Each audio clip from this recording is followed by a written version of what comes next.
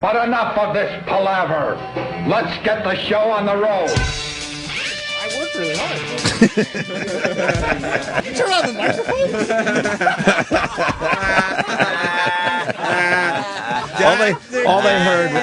all they heard was, and this year I worked really hard. Yeah. I love that. Dr. Gay. Dr. Gay got caught his pants down a little bit. No, I waited. If I turned it on a little sooner, oh boy. Hilarity would have been sick. Yeah. Morning, welcome to the Opie and Anthony Show, where the bitching never stops. You scamps get together. You guys got to form a union or something. Yeah. Tell these people what's up. Oh, that was funny. Yeah, Friday. Oh, what? Really? What happened? Is it Friday? I thought it was. What happened? Damn, No? that would be nice. Shit. Oh, please don't bother. Why? Don't do that. No. Sixth place. What? You're still at the table. Oh. What do you mean? Sixth place. Yeah, please don't bother. Don't bother what? Make sure I move down the list. Oh. Of a YouTube star on the Yeah, show? I don't want to be part of the big table. But you got to be at the table. I'm too shy to be at the big table. We're all going to be at the big table at the big awards show, the Shorty Awards. I can't wait. Sam Roberts still number one. Sam is number one. As You're am number I. one? I'm number one by probably over 700 votes. Damn. Yeah, I told you. My fucking fans are coming to the proverbial table. I love how we're not even going for radio. No. We're giving Sam's that gone for category to Sam. I appreciate why, that. why not give it to the guy that has 10 shows and doesn't get paid for any of them? Oh, boy. Well, I think the guys might have been talking about that right before. Is that what They might have. They might have been see, talking. I didn't. We feel like the money might start flowing any moment now. Yeah. Raises right around the corner. The guys might get Don't worry. raises. Right around the corner. Bonuses, everything. Yeah. Like the old days, like the 50s. What is it? The Shorty Awards? oh yeah. Yeah. Oh, yeah, remember. I'm right where I want to be, just out of placing. No, sixth place. You're in place. Oh, then I got to get pushed down to 7th. Oh, Please no, push no. me down to 7th place. Oh, no. no. My videos are not worthy. Everyone's got I'm not worthy to be at the big table with the rest of the guys. It's going to be great. Yeah. Yeah, get up there, give a speech till they play the Get the Fuck Out of Here music. Sure. Come on. I can't listen to Sirius XM because I'm hearing a lot of shows at the Super Bowl. Oh, man. Did you hear driving in? I know you listen to 1010 Wins. Yeah. John Montone from 1010 Wins is going to the Super Bowl. Yeah. He does, we love John, but let's face it. Yeah. He does 1 minute of radio About potholes. every or- hour. Yeah. Just dumb stuff. As John said, the potholes are getting deeper. I'm John Montone. All right, John. When are these guys head to Indianapolis for the Super Bowl? I think they're starting. I think the NFL guys, some of them are starting. No, to I mean like, you know, the guys that don't even do radio shows but feel like they have to be there Don't they go for Super Bowl week? because they got to schmooze with potential clients. Schmoozage. When are those guys going? I think today and Wednesday-ish. Really? Well, that's when the schmoozing starts, the parties start. I love that we finally had him in a quarter, me and Ann. We're like, Yeah. why are we going to the Super Bowl? We're a big show around Sirius XM. We're And- big stars. And then we listed everyone that's going that have even less sports knowledge than us. Yeah. Horrible shows. Terrible. Nowhere near the amount of listeners as we do. Not even close. So we had them in a corner, and then these weasels, they always have an explanation. Always. And then you can't call them out on their explanation. Oh, we didn't think you wanted to be part of Radio Row. Well, it's Radio Row. It's Right. just a bunch of radio stations and people at these big long tables, and we wouldn't even have approached you with something like that. Oh, is that why you didn't approach us with something like that? You think too much of us. Yeah, don't give us the opportunity to, what a hassle it is to go yes or no. Wow. We did Radio Row for a few years. Oh, Not yeah. at the Super Bowl, obviously. We've No. never gone in 17 years of broadcasting. Never. We can't figure out how to get to the Super Bowl. Never. And I kind of like the Radio Row because we end up fighting other radio shows. It's and fun. We get we to go be on other radio obnoxious. shows. Yeah, remember? we have them come on our show. Right. Mix it up a little. We usually take over Radio Row and turn it into Yeah. one big party for us. It's a lot of fun when we're a little too loud and the people next to you are going, "Could you keep it down?" Then we just laugh. Yeah. It's fun. Only small-time radio shows are on Radio Row. For instance, Rosie O'Donnell. And, Oh, see. and Jim Rome. Yeah. A little show called Jim Rome. He's on Radio Row. But they're like, oh, we didn't want to approach you with that. We didn't think you would agree to that, so we just decided not to ask you. Oh, okay. Mad Dog. What? Mad Dog's on Radio Row? Mm-hmm. Radio Row. Sounds like Radio Row is like the VIP. Yeah, that's the place to be. So What happened?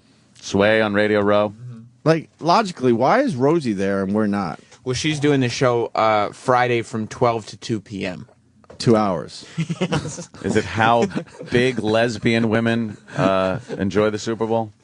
It's a special edition of Rosie Radio featuring celebrity guests live from Radio Row in Indianapolis on Friday from 12 to 2 Actually p.m. promoted live from Radio Row. It's written as a promote, like, hey, this isn't just anywhere. She's broadcasting from Radio Row. And they were like, nah, you guys don't.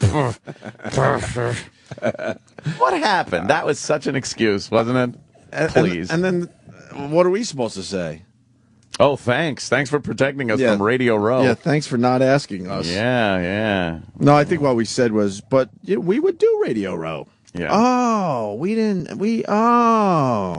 Oh, well, we'll remember that for next year. He made the icky face when he mentioned it in the meeting. It's like, he goes, Radio Row. You didn't want, and he crunched his nose up and went like, you don't want Radio Row. Yeah. A lot of big name shows are down there, so enjoy their broadcast from Indianapolis. Yeah. We can have Super Bowl coverage from New York. 17 straight years. That's what we're doing. Anyone could go to the Super Bowl and do coverage. We're going to be in New York, where the Giants are from. Right. Can I tell you the closest I got to going to a Super Bowl? How close was that? I was in Buffalo, New York. I was doing, what was I doing back then? Overnights / mornings. I was helping the morning guys out a little bit. And I got involved with a promotion. Did I ever tell you this one? Oh, no. You know how Buffalo, it's really cold in the winter. Well, how cold? Oh, yeah. And I would say it was almost single digits or low teens for this particular Super Bowl. I don't remember who they were playing because I was up there for 3 out of the 4. And we were broadcasting from a bar. Nice, right? This is the closest I got. It is. And we got a hot tub that we put outside the bar. Oh, boy. And every time the Bills scored, we all had to jump in the hot tub. Oh. Whoa. But there was local TV. Hey, of course there was. And covering this game, oh boy, wait till you hear this story. And there were rumors that, the national coverage was going to pick up on it. Oh. Did they? I don't know, to be honest with you. I don't know the answer to that. I bet. Because we were told they were going to go to the hot tub if the Bills scored to see us all jumping in like idiots in the freezing cold weather. But that was the closest I got to a Super Bowl broadcast, and that's pretty good. Fun. That's pretty good, right? Well, you weren't near the Super Bowl, though. But that's the closest. That's the problem. I was broadcasting for one of the teams that was in it. Now, so we had a Super Bowl party, and we had a wacky event. You need to be near the Super Bowl. You can't just... I'm just telling you. I would think. That's the closest I got. Yeah? After many, many years of broadcasting. Whoa!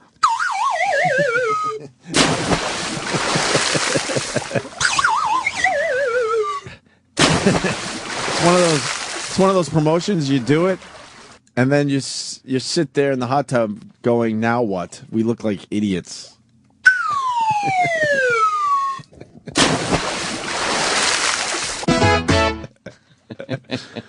Remember the event we used to do in Boston with the pool for St. Patty's Day? Oh, with the green fucking... Oh, God. Look, it's green. It's St. Patty's Day. This is crazy. I guess, what was the broadcast? There were shamrocks at the bottom of this, Right. It was a pretty impressive pool. It was one of those above ground pools that you kind of see in a lot of people's backyards. Yeah, they're inflatable, so they're a little bigger than just a kiddie pool. St. Patty's Day, still cold in the Boston area. Mm-hmm. You get a bunch of shamrocks. Aye. You get the 10th caller for about 3.5 weeks straight. Wonderful. They come down to the live broadcast, and they get the opportunity to jump into the freezing cold pool. Fantastic. And grab a shamrock with a number on it, which gives you a prize. Ah, yes. And one of the shamrocks was worth a lot of money, or or a big prize. I don't remember. Big prize like the fucking Mustang? Yeah. Could you find that news piece? But just to finish this up, remember they were like, well, it's St. Patty's Day. We got to get the pool water green. Yeah, because St. Patty's Day, everything's going to be green. They obsessed about trying to get the water green. You just can't. You can't get that much water green. No. So it was barely green. A tinge of green. Right. Didn't even fit. It was horrible. But the biggest one that we did up in Boston, we gave away. Was it a Mustang yet? Oh, I believe it was a classic Mustang. Why though? Why were we giving this away? Was it like it was one of those key things where you turn the key and if the car starts, they win it. What was it? Was it the one where they had to keep their hands on it? No, that was a different thing. They all got a key. They all got a key. Right. It's a lame radio promotion that a million radio stations have done. You give away keys for this promotion because it's a car. It takes like 3 or 4 months. Oh yeah, it's a long. You get a key that could start the car. You line up everybody, and one by one they try their keys in the ignition, and the one that starts it, they get to drive away, or well. Well, the first problem was, as the radio station, you know which person has the key, right? And that person stepped into the Mustang, turned the key, and the car did not start. Nothing. Meaning, holy fuck, this is the key that's supposed to start the car. And the whole because it was a clunker. The whole gist of the excitement of these things is when the person gets in and you hear, you're like, right, started. Right. Remember Dave Douglas? I remember this like it was yesterday.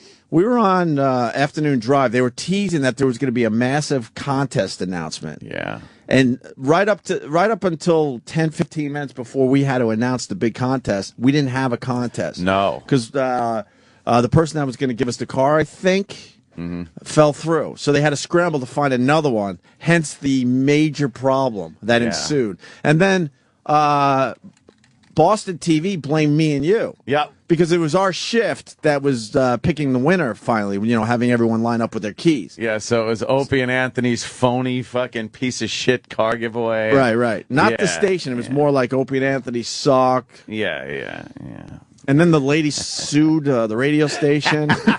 It's always great when you do a contest where the listener wins and sues the station. Because they were expecting a little more. Yeah. It was supposed to be a classic Mustang. It was that sports bar right off Route 9. Yeah. Heading into Boston. I forgot the name of it. Yeah, the one with the satellite dish on the roof that you always saw when you drove by.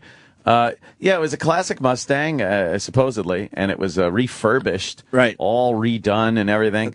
And that was how it was billed. And it turned out to be a dud, a lemon. A lemon, a thrown together, last-minute spray paint over the rust and hope it starts, which it didn't.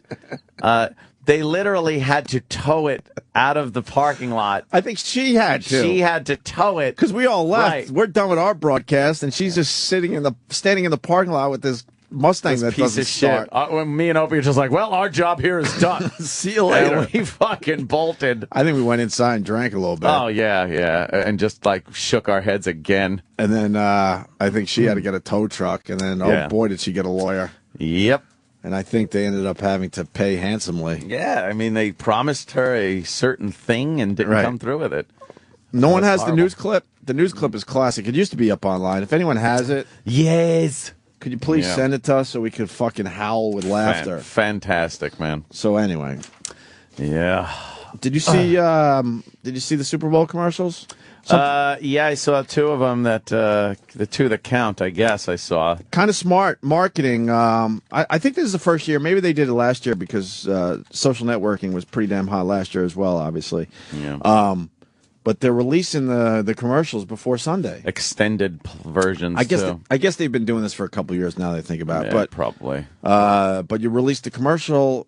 Week of the Super Bowl, you get everyone watching. Yeah. The one commercial instead of it being thrown in with the rest of them. The Matthew Broderick, Ferris Bueller thing is rough, isn't it? That is just like... He's being praised for this. Yeah, of course he is. By the yes men and cronies and Hollywood people. But I think fans of Ferris Bueller's Day Off are looking at it as, oh, my God. Oh, my God. Danny had a great tweet about it. What is that? Everything you were in love with will turn out to be just shit on. And yeah, it was a great little tweet. I'm paraphrasing, but it definitely put the point across. The problem with this whole thing was, where's Cameron? Yeah. You need Cameron. You need Cameron. Well, Matthew Broderick doesn't like Cameron anymore. I guess Cameron said, I ain't doing this shit. Oh, really? You think that's what happened? Yeah. Well, it's a Super Bowl commercial, though. That's good exposure. Is it? It just kind of, I don't know, ruins the whole memory of the innocence of Ferris Bueller's Day Off. And they're so out of touch that it's the agent.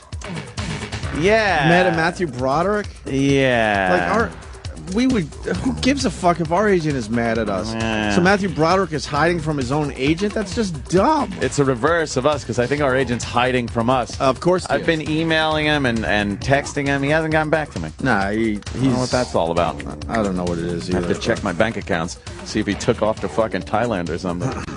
But, Boo. why can't they just make him like a working Joe? And he's hiding from his boss, not his agent. Well, they had to make it Matthew Broderick, so I don't know. Why do they have to make it Matthew Broderick? Why can't it just be the first Bueller guy growing up? And now he's got a shitty job like most of us. That would have been good. He's not a fry cook on Venus. He ends up just with a shitty fucking job. Right. Yeah. So the concept where he's Matthew Broderick and he's hiding from his agent, first of all, that's just stupid. Yeah. Someone should have fucking spoke up in the meeting and said this isn't going to work. That was dumb. The Seinfeld one I liked better. You like the Seinfeld one? Yeah. You see the zip lines? Yeah. Who talked about zip lines on this very show? Through New Manhattan. I'm telling you, man, I think it's going to take a little longer, but I'm telling you, I think you're going to see zip lines in Manhattan eventually. I'm telling you. That'd be horrific. Why? Like Spider-Man and your way through the fucking streets and shit? Well, that's why it's going to take a while. They got to figure out how to make it extremely safe. But you want to talk about tourist dollars. Good luck. Well, wouldn't you zip line through Manhattan if you could? From building to building like that? Huh? That would be fun. Fuck yeah. Seinfeld visits that very concept in his commercial. Certainly does. His is a little better, but still, I don't like those when he slipped in the soup Nazi. Yeah. It was kind of like, leave those precious characters alone. Yeah. Here's Matthew Broderick. I don't know if it's going to play well on radio, but didn't play well on the video. That's for sure. All right. Well, I'm not sure what it is. I guess I'll be okay. I'm calling the studio, Matthew. You're not shooting today. No. People are depending on me. Movies bring so much joy. Stop. It's done. Just get some rest. Diva. He bought it. How can I handle work on a day like today? One of the worst performances of my career, and he never doubted it for a second. Hi, can I get my CRV brought up, please? I've got a lot to do today. Broderick. You have excellent taste in automobiles. Driving Life a is packed with CRV. things you have to do. But sometimes you gotta live a little. Calm yourself, woman. He's playing at the fair. You poor thing. You sound awful. Sees his agent next to him in a car. Yeah, it's some of the classic scenes from the movie, and it's been just bastardized for. It's all right, but I mean they're praising it like, oh my God, this is going to just play so well Sunday. People are going to love this.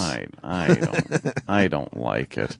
And why is he in the museum staring at the walrus? And that was a scene in. I know, but it was with Cameron, right? With Cameron and the Monet, I think. Right? Yeah. Where's Cameron? That's what I kept saying the whole time. I think Monet was nearsighted. I don't know. Are we at the point where we just hate everything? Yes. You think? Yes. Thank why God. is It's that? so freeing. Because we're jaded and fucking cynical, and we've just been shit on so much, and they're pouring shit out to people, and people embrace it, and we're the few that look and go, no, that stinks. We're so in the minority. I think the majority of the people will be just lapping up this Ferris Bueller commercial because they don't look at the original movie like you get in depth and really it becomes part of your upbringing. Yeah. Ferris Bueller's being a child of the '80s, Child of the '80s, right here too, eh? Me and you, brother.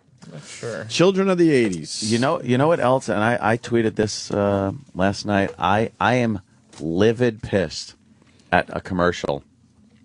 It's for JCPenney. I'll let you know because of this commercial, and I haven't been to a JCPenney, but I will not go to a JCPenney because of this commercial. You wouldn't go before you saw the commercial. Exactly. I don't even know what they sell at JCPenney. I don't know either. I don't care. Is it like a Macy's? Yeah, something like that. All right. It's a montage of people going to their mailboxes, opening envelopes, and getting coupons with sales on them and everything like that. And it's all them screaming. Ah! Ah! Ah! Screaming. And it's probably the most annoying commercial I've ever seen.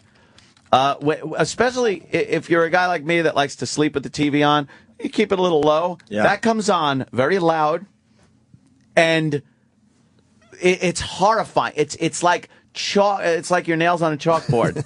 Annoying. So fucking annoying. So it wakes you up in the middle of the night. It wakes you up, and even when you're up just watching a show, I can't. I wince. My head turns. I'm like, stop it. Is this it? Yeah, this is it. I don't know if I've seen this yet. Well, crank it up. You'll hate it.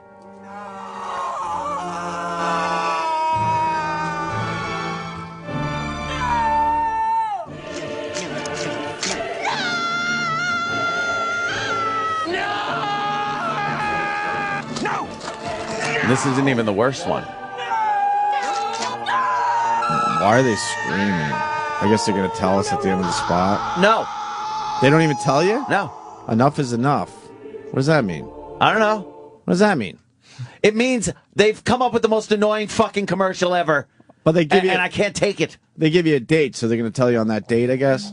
I believe that their thing is that they're eliminating coupons and sales, and they're going to make their prices always low. Oh, really? What? Oh, what kind of a fucking... What happened? What kind of a fucking carny move is that? What happened then? Stop it. That's right, they're screaming no, no, no at the sales and the 25% and the coupons. And Well, you know what? That screaming is fucking infuriating.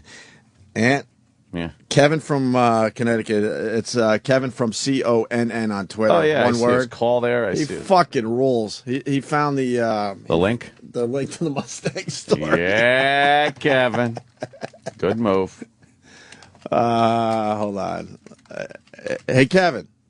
Good morning, guys. Where'd you find it? Because we couldn't find it on YouTube anymore. I just typed in O&A Mustang lawsuit. Lawsuit. Oh, okay. All right. Well, Stay on the line for a second. All right. Oh, boy. Opie and Anthony, old school O&A classic Mustang. Oh, boy. Oh, no. Yes. WCPB-TV Boston. Oh, no. Now, this is News Center. Oh, no. Coverage you can count on. I'm watching these. Still to come, a winning prize or a losing lemon. Susan Warnick's Buyer Beware report is next. Tina Tucker was thrilled when she won a radio contest. Pause that. The tease is great because they show the hood up, the trunk up. The trunk lid's up, the doors are open. It looks like an abandoned car, which is pretty much what it was. But that's the news fucking, doing what they do, making the story even more sensational. Oh, what? I remember wincing when I heard that news music because I just knew we were going to get crucified on this one. Why do they always blame us? Because we were the faces to the contest. But we had nothing to do with this. Nothing. We really, the station was doing the contest and decided, it would be good to give it away on our day part. Get their boys out there, right? They're called day parts. Yeah. Back that up slightly there, Sam. Oh, my God. All right. God. Remember this bitch. Yeah. Buyer beware. We're part of some scam. Tina Tucker was thrilled when she won a radio contest for a classic car. Radio station WAAF handed her the keys to a vintage Mustang. But when she took a closer look, she noted her prize belonged in the junk heap and not her driveway. So who's responsible here? Susan Warnick with tonight's Buyer Beware. Buyer beware. Tina Tina Tucker couldn't believe her luck last February when she held the winning key in WAAF's Sam Adams White Ale Mustang contest. Sam Adams. Sam Adams again. Boy, of course he's never talking to us again. Boy, have we fucked over Jim Cook over the years. So he got fucked with this contest and still came back for the big one. Hey, I hear you guys are giving away a toy Yoda. Yeah, it's a toy Yoda. Get it? Oh, my God. Fuck you, assholes. This story, well, Kevin from Con has it. Kevin from CONN, if you want to go there now, and I'll retweet this as well. But, wow. But they have a picture of me and you in just horrible leather jackets. We look so sleazy. It just helps the story. It really does. I thought I looked cool in this dumb, long, black leather jacket. You look terrible. All right. Just shills for the man. We look so just slimy. Adams White Ale Mustang contest. They gave me a key along with 9 other people, and we all had a chance to try it. Mine started it. Tina won a 1967 white Mustang. I knew it wasn't going to be like a 1998 Mustang, but I never expected it to be in this shape. Tina's prize had body rot, a bad paint job, ripped seats, and broken equipment. And it wouldn't start. It's a piece of junk. They just showed the trunk, and the radio station was so lazy they didn't even empty out the trunk. There was garbage in the trunk. There was rust. And then the woman's shaking, that shaking sound, you heard the rattling, was her grabbing onto the front bumper and just shaking it, and it's going clank, clank, clank. This sucked. We even knew before this woman even won, and before anyone said a word, we went to Dave, remember, and said, this is a piece of shit. Yeah. We're giving away a piece of shit, and we got to make it sound good? Yeah. And we've been bitching about managers and program directors ever since. Fast forward to today, we're not going to the Super Bowl. No. They're all just a bunch of idiots in the end. I love this clip. I do too. I forgot all about this. this. It's bringing me right back. She's so pissed off. Oh, it's a piece of junk. Right. Yes, it is. Congrats. And once again, they show a picture of the Mustang, and everything is open. Yeah. The hood, the trunk, all the doors. It's better to show the garbage. All right. It really is. It's embarrassing. Very embarrassing. It certainly Tina had the car towed to a repair shop where it's been virtually untouched since March because Tina says she couldn't get WAAF to fix it. No, they have not been cooperative until this past weekend when you got in touch with them. They had no part of me. My stepfather got in contact with them. They were very rude to my father, and they have had nothing to do with me. They've washed their hands of me in this car for the past 5 months. We're very much a victim of Tina. Pause! Dave Douglas! Oh, I can't wait to... Oh, is he gonna try to smooth it out? I can't wait to retweet this. You finally get to see stupid Dave Douglas with his 70s porn mustache. Oh, my God. Did he looked more like a retard than I remember? Yeah, I haven't. Wow. I haven't seen a picture of him in years. Dave Douglas trying to, what is he going to try to finagle his way out of this one? Opie Radio on Twitter. I'll fucking retweet the Kevin from Connecticut thing. What a great classic clip this is. Where's, okay. All right, go back. I'm sorry. Oh, I love this. Go back. Let's listen intently. Look at his stupid haircut. He is an idiot. He cut his bangs all the way across. He's got retard bangs. Wow. To do with me. They've washed their hands of me in this car for the past 5 months. We're very much a victim, as is Tina here. While they admit giving Tina a seriously damaged car, WAAF management says it's not their fault. They blame the people from whom they got the car. We trusted this organization to deliver the vehicle in good working order, and they didn't do that. It's completely false. And Rich Marco runs. Now that we don't have anything to do with this idiot. First of all, he's wearing a tie for the day because he finally gets on TV. He always wanted to be on TV. Secondly, why wouldn't you check the car before they deliver it? Exactly. Why are you assuming they're just going to deliver a nice car for you? And when it's a piece of shit and you see it's a piece of shit, why are you then passing it on to someone else? He's like a rapist going, hey, I'm as much of a victim here as this young lady that I raped. Yeah. Unbelievable. What an idiot.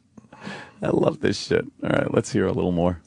National Veterans Scholarship Fund. They resell donated cars for scholarship money and agreed to give WAAF the Mustang in exchange for free advertising.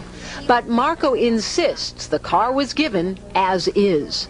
It's basically, here's your car, and that's it. Now that the promo's over, they're coming back to me. In fact, WAAF has contacted the Attorney General's office asking for an investigation of the National Veterans Scholarship Fund. But they didn't do it until the very day we called asking about Tina's car. And the Scholarship Fund is in good standing with the Department of Public Charities. Rich Marco says he's happy to talk to any investigator. Here we are trying to do something good. I haven't heard from AAF in months, and now instead of calling me, they're calling the Attorney General. You know, that's fine. I mean, we've done nothing wrong. This afternoon, WAAF assumed full responsibility for the Mustang, promising to pay for its full refurbishing and delivery to Tina within a month. And even though they weren't directly involved in the car deal, Sam Adams Beer has vowed to make good if WAAF doesn't. I'm Susan Morning. Jim Cook always mopping up our problems. Yeah. He's like the wolf. God, I miss that guy. He fucking loved us. I would love to know what happened to Tina. All right, let's not start sucking each other's dicks just yet, gentlemen. He was mortified. He's like, he's basically sitting there going, holy shit, will you give this lady the money? What are you doing? You like Oak Opie? I want to know what happened to Tina, Dave Douglas, and the fucking Mustang. How do we get that done? Yeah. How do we get that done? Wow, man. What memories. Kevin, what a great find. That's fantastic. I did it like that. I'm retweeting your link as we speak, but this is a must-see. I guess they didn't blame us too much. They just showed us a lot in that piece. So pretty please with sugar on it. Fix the fucking Mustang.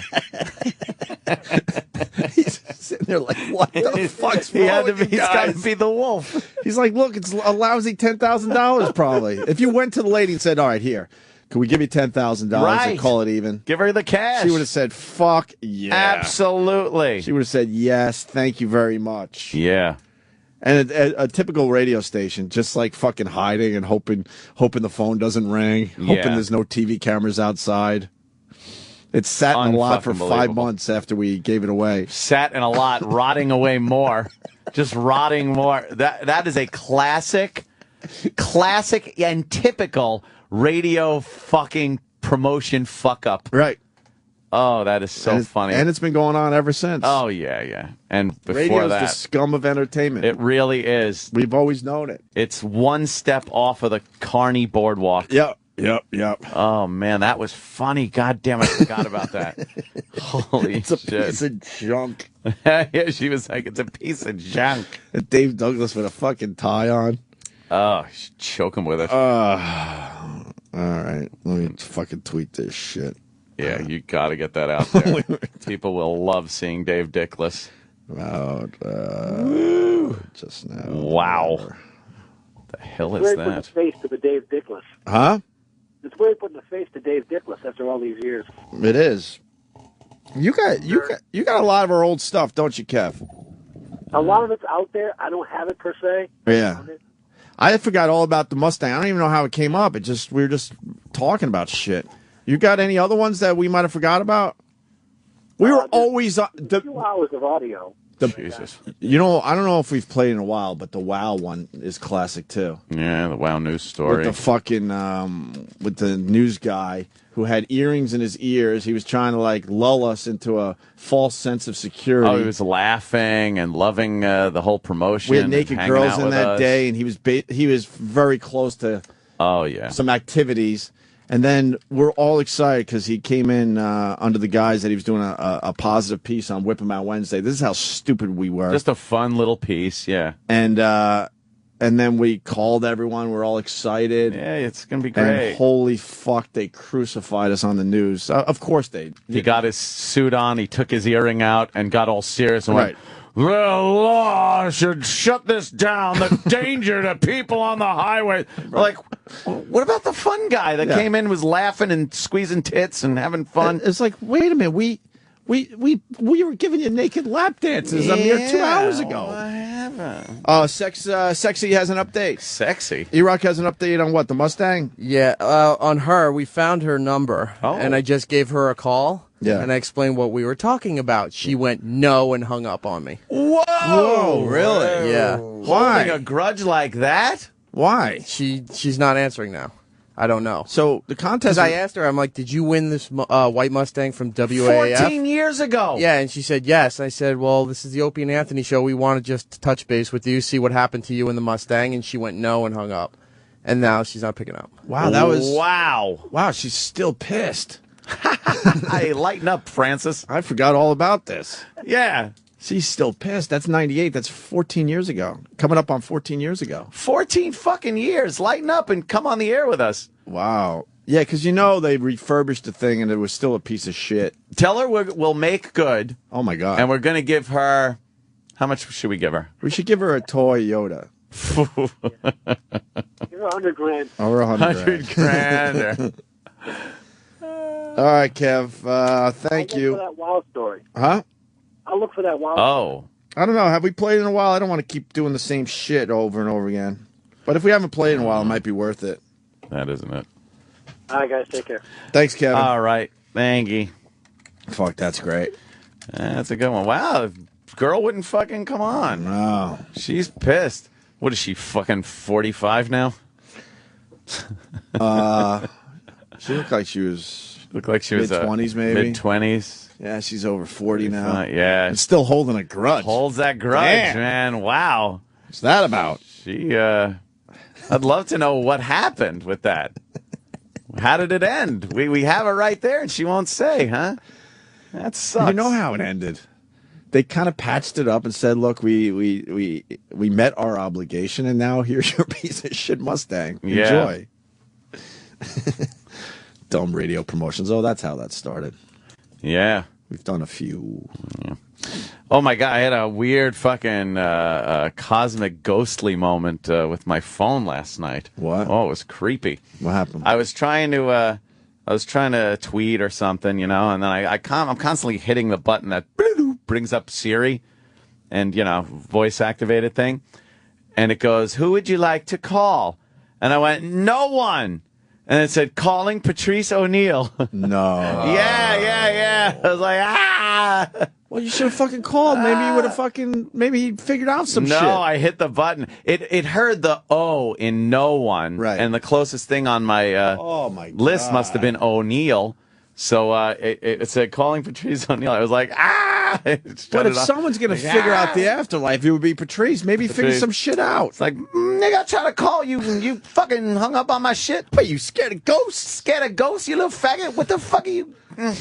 What time is that at? So one chance I get, it's like I'm in jail or some shit, and I get one phone call. I call your dumbass. What time is it at? I don't know, 8-ish, 8:30ish. Oh, that's creepy. Oh, that would fucking... Did the hair stand up, as they say? Yeah, no, I kind of went like, ah! Yeah. And I hung up. Yeah, I hung up on Patrice Ghost calling me. That's not good. Yeah, it was kind of creepy. I wouldn't mind Patrice Ghost, though. That'd be fun. Oh, yeah. Some ghosts I don't want, You don't want creepy ghosts. Patrice Ghost would be fun, like he would make sarcastic ghost. He would make it fun. Yeah. Absolutely. Boo, ooh, boo, and shit, and... Wow, she wouldn't talk to us, huh? You rock. I'm bummed about that. She wouldn't pick up when I called back. Why? She probably has a lot to say. 14 years, lady. Come on, dummy. What's wrong with you? She probably couldn't get rid of the car. It wasn't that big an issue in her life. I mean, at the time, it sucked, and it's probably a big flower pot now in her yard. Bumming. She probably was never able to get rid of it. Maybe she fucking tried to get it fixed. Yeah. And she gave it to a younger brother. Yeah. And the brakes gave out, and he fucking winged across an intersection, got slammed by a cement truck, and died. Oh boy. And that's why she don't want to talk about it. Yeah. Could happen. It could happen. Yeah. Speaking of the Super Bowl, I guess we should do this. Well, we were a little earlier. At some point. Going back to that. You hear about the guy with the tickets? Oh yeah, and the chick, his nice chick. This is unbelievable. Let's listen to this. Jason Aaliyah is giving away his tickets to the Super Bowl to the person who gets him the most Twitter followers. Aaliyah, a television writer living in Nashville. That's kind of nice. That sounds Not nice. a bad idea. That's good. Right? Are they real tickets? Build up your followers and stuff.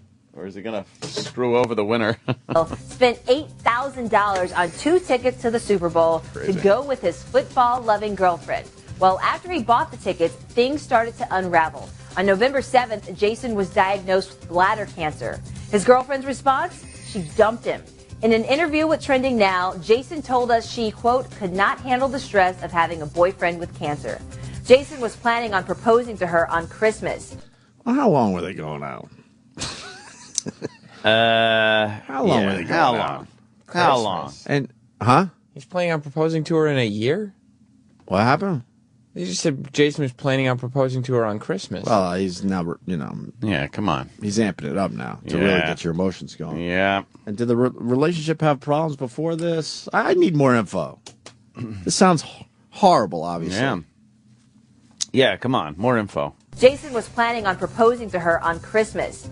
In an even crueler twist, his girlfriend still wanted the tickets. Well, not only did Jason not give her the tickets, he held a contest to get rid of them using the hashtag #WinMyEx's He has gained more than 2,500 followers so far and will announce the winner on Tuesday. But Jason stresses that it is not about revenge. He says he wants to give someone the same enjoyment that he thought he was going to get with someone he loved.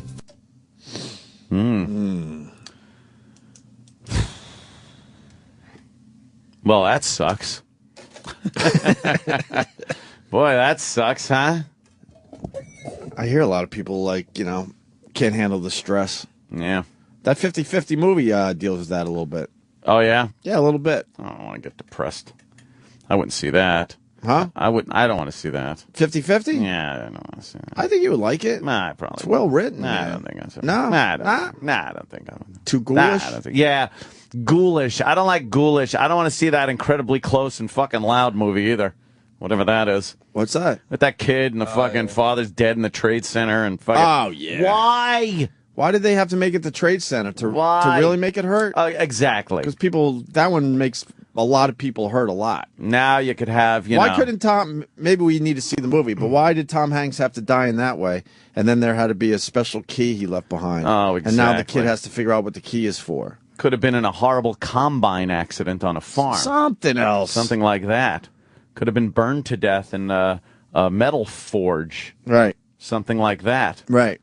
Stuck in the gears of a hopper at a bakery. Right. Yeah. But they went with the Twin Towers thing. With that. So, you're right. I have no desire to see that. Car falling on him when he's on a crawler underneath a vehicle changing an exhaust pipe. We're working on the Mustang. Well, yeah, that shitty to get it Mustang. together for Tina. Anything. Anything else but the Twin Towers. Oh, the Twin Towers. Leave it alone. They're building that building pretty good now.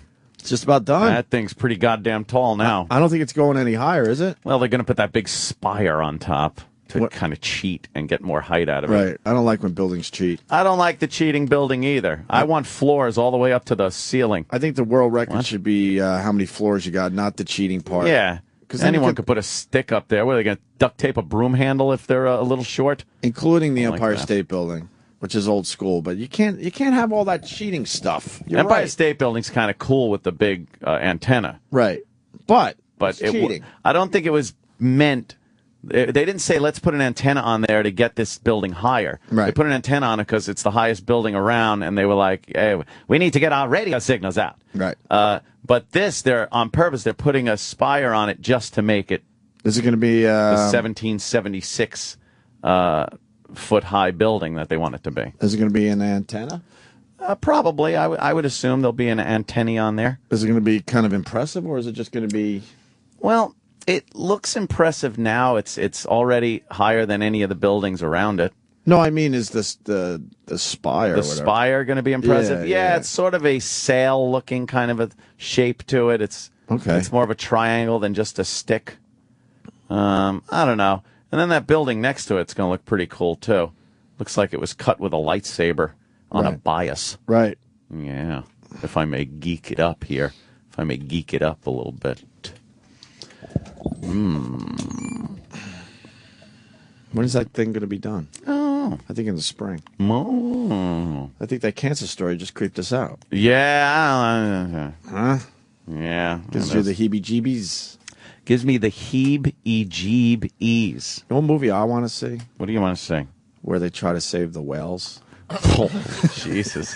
Where they got to fucking dig holes in the ice every fucking 10 feet? It's based on a true story. So what was the true story? The whole town got together and saved the whales. Some seal fucking couldn't find its way. They made it 3 whales. I don't know, man. I liked it better when it was called fucking The Voyage Home. What is it called? Big Miracle? Oh, yeah. With Drew Barrymore. Yep. Yeah. I want to see this movie. No, you don't. It's heartwarming, Ant. I need some heartwarming in my life. When can I see this? This weekend? You know what heartwarming means? It means you have blockage.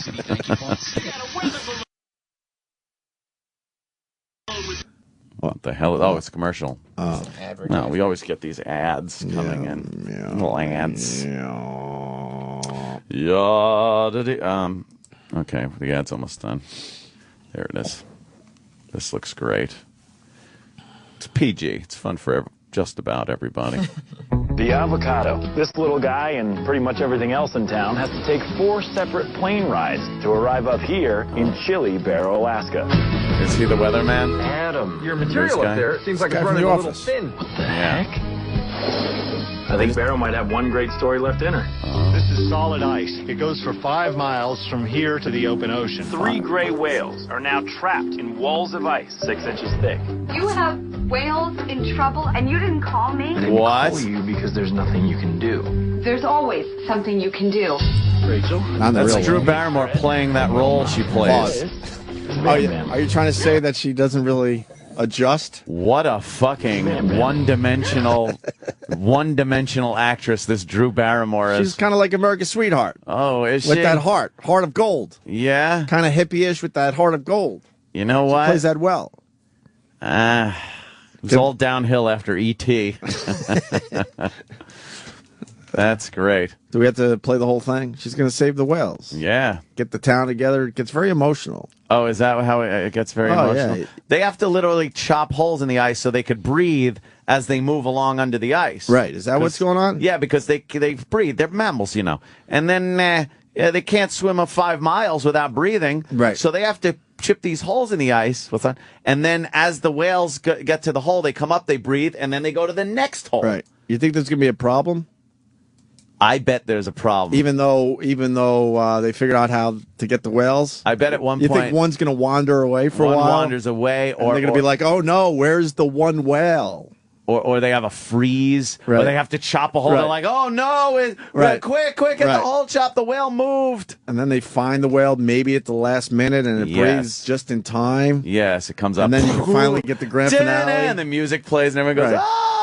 And then the final cutting of the ice as they go into the ocean. Into and the ocean, free. The last one. Just in time to have some Japanese ship harpoon them. That would be good. For their nostrils because it makes them have boners. And then, a Klingon ship that Kirk is in controlling gets in the way of the harpoon at the last minute. I bet the last hole, right? They breathe, and then they go down. Right. And it's an inordinate, a very long time. Right. They're waiting, and then just when you think they're dead, they come out in the ocean. Everyone's like, oh, and the music plays. Yeah, oh, there they are. Wow. There they are. Yeah. Woo! And there's hugging, and go, you go. And now they're breaching. The whales are doing the breaching thing. And, they're doing their little dance. They're doing their little dance. They're splashing around. Oh, yay. Great. It's fucking fantastic. A lot of hugging. Oh, Drew Barrymore's crying, but they're tears of joy. Hugging. Oh, look, a friend. Oh, it's hilarious. They're breaching whales. The sun's going to be just right in the sky. Oh, and then Drew Barrymore's there. And someone cracks her over the head with a club like a baby seal. Hey, Drew, enough of you. Oh, some of the friends are there. Wait a minute. You think it's going to be one of those movies where everyone claps in the theater? Yes. I haven't been to one of those in a while. Yay! And then as you're walking out in silence with your head down, people are going, that was really good. They talk about the movie on the way out. That was really good. I liked the part when, shut up! Save it for the awful, boring car ride home that I hope ends in flames. This started with me saying you think we hate everything. Oh, right. It's a feel-good movie. Apparently, yes. Is it a feel-good movie? Sure. Oh, God. I bet, some love happens between the guy from The Office and you gotta have the the love one-dimensional story. actress. The love story. You got to have that. Yeah. Intertwined. Yeah. Do you think she'll be more First 50 Dates-ish or more Fever Pitch? I'm feeling Fever Pitch. Oh, you got to go Fever Pitch on I this think one. Fever Pitch. Yeah. How about Home Fries-ish? She a little Home Fries-ish? You've seen a lot of Drew Barrymore movies. Oh, have I ever? I don't know Home Fries. Oh, is she more? I don't know. She's going to play that sweet girl. I told you, hippie with a big heart and a pure soul. There'll be a misunderstanding, but it'll all get played out in the end. They'll see it her way worry. in the end. Yeah, she's not going to be the Charlie's Angels. No? Drew Barrymore. No way. Boy, was that a bust. No. Yeah. Maybe you should have picked the hotter chicks. Drew Barrymore didn't fit in that lineup. Well, I used to be a big fan of Drew Barrymore. She produced it or something. So she had to put herself in it? And she also said, like, she didn't like guns in it or something. All right, so you make Charlie's Angels without guns. Yeah, why How about you just stay away from those projects? Yeah, Let someone else do it. Yeah, you don't like it, don't do it. I believe the original Charlie's Angels were pulling out pieces all the time, right? Exactly. Why wouldn't they? Freeze, slime ball, and then you turn around, you're getting fucking arrested by some big-titted, blonde, bombshell animal. You don't know what fucking bureau she's from. She doesn't show a badge. She's driving a shitty 1970s version of the Mustang, which stunk. The Mustang 2. They all had Mustang 2s. E-Rock, please don't kill the messenger, but a lot of people are asking, how did it feel when you were finally free? Oh, they're implying E-Rock is one of the whales in the movie. And he's not even that fat. No, not that fat. E-Rock. Why do they do it to you? I don't get it. I don't know. Hippopotam. Yep. All right. You want to eat? I want to eat. I think we did good there. I think so too. Never fear either. From what I hear, Mr. Jim Norton will be here today. Oh, His yeah. flight was delayed, as they say. Delayed. You should be here any moment. Yeah. Probably by the time we get back. Yeah. And when we get back, I want to visit something that I discovered yesterday. Oh. A little taste right here. Just a little taste. Oh. Well, I want to talk about this. Bi-curiousness? Yes, sure. A little bi-curiousness. Taking a few peeks here and there. Yeah, we got to talk about this after the break. Well, I dreamed I saw the knight in armor calling. Oh, is that classic? This had me howling. That's a good one. We'll explain next. Mm-hmm. Hi, who's this? Hey, it's Craig from Waltham. Hey, Craig, guess what? Oh, did I win? You are the 107th caller. No way! Tell me I won! I won! What? No way! You're kidding, right? 107th. Oh, wow! 107th caller. Congratulations. 100 grand! Oh, my God! You just won 100 grand, bro. Oh, Jesus. Do you know what I'm going to do with that? What are you going to do with the 100 grand? Man, the first thing, I have this old... Oh, I cannot... Jeez, I got to... Calm down. Calm yourself. I am the winner! I'm the winner! Well, what are you going to do with 100 grand, bro? I got this... Oh, man, I got this box for a truck. I've got to get a new one. A new... Wait, dude. How are you going to do that with a candy bar? What? How are you going to do that with a candy bar? We just gave you a 100 grand candy bar. What do you mean? We gave away 100 grand. It's a candy bar, bro. Congratulations. What? You just won a candy bar. Hey, what the f***? I've been listening to f***ing radio for like 3 hours, man. You said 100 grand. Yeah, 100 grand. We gave you a candy That's bar. a candy Congratulations, buddy boy. Oh, you guys are a bunch of douchebags. Hey. Congratulations, man. Uh-oh. He was pissed. Sirius XM. This is the Opie and Anthony Show. Fly me to the moon. Let me play among the stars. And let me see what spring is like on Jupiter. Oh, jeez. Oh, my God. I know what this is. This is terrible. Oh, no. I love that it's all about Ann. They expect me to yell and scream. When Ann yells and scream, it makes it have more of a punch. This is kind of a... Well, let me make it official, Ed. Yeah. Getting topical. Hold up, wait a minute.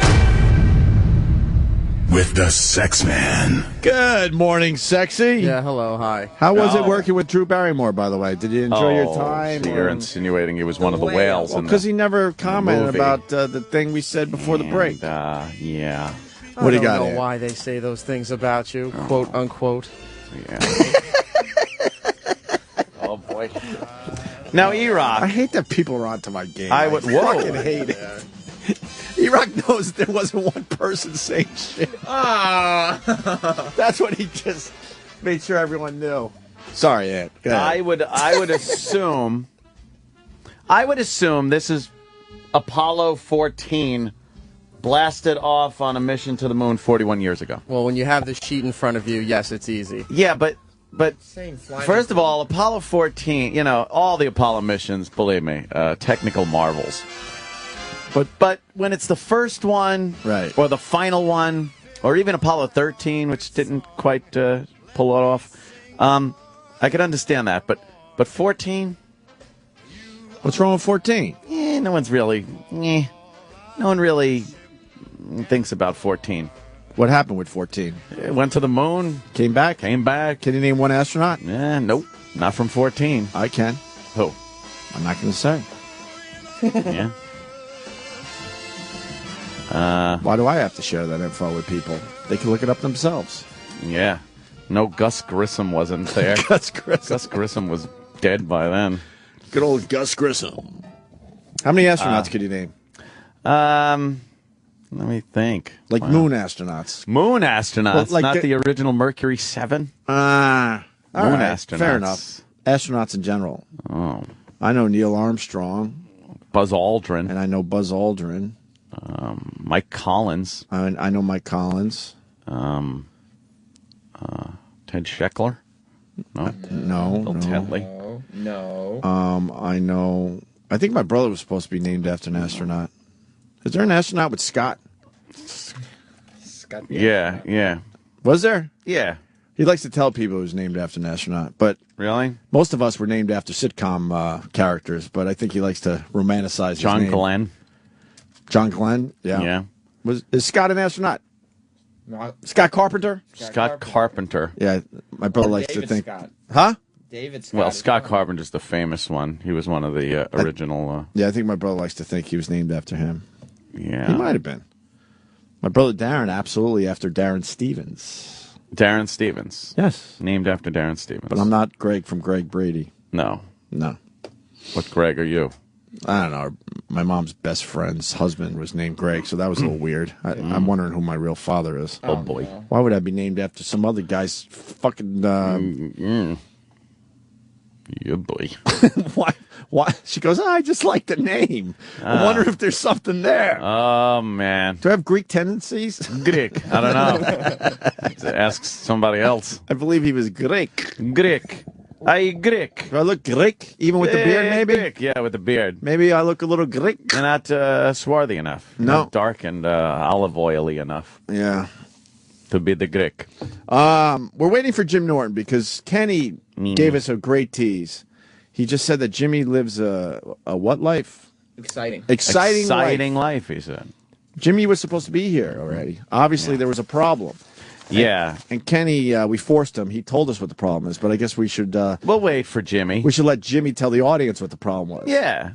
Okay? It's, 'Cause it most sounded harrowing. It really did. Why? It just, because right when Kenny said it, I just went, oh, fuck, this You're better too late, have ended right? well. Yeah. It's one of the worst things that could happen to you. I think it's one of the worst things that could happen to you. Besides, getting injured or dying. Besides the real shit. Yeah, yeah. Let's not, let's blow off the cancer shit and all that. Right. But basic stuff that could happen to you. This is probably right up there. Could be number one. Yeah, this is a bad one. Anybody. Don't you think? Anybody would Top freak 5? out. Yes. Anybody would freak out. Besides health shit, this is something you just never want happening to you. Yep.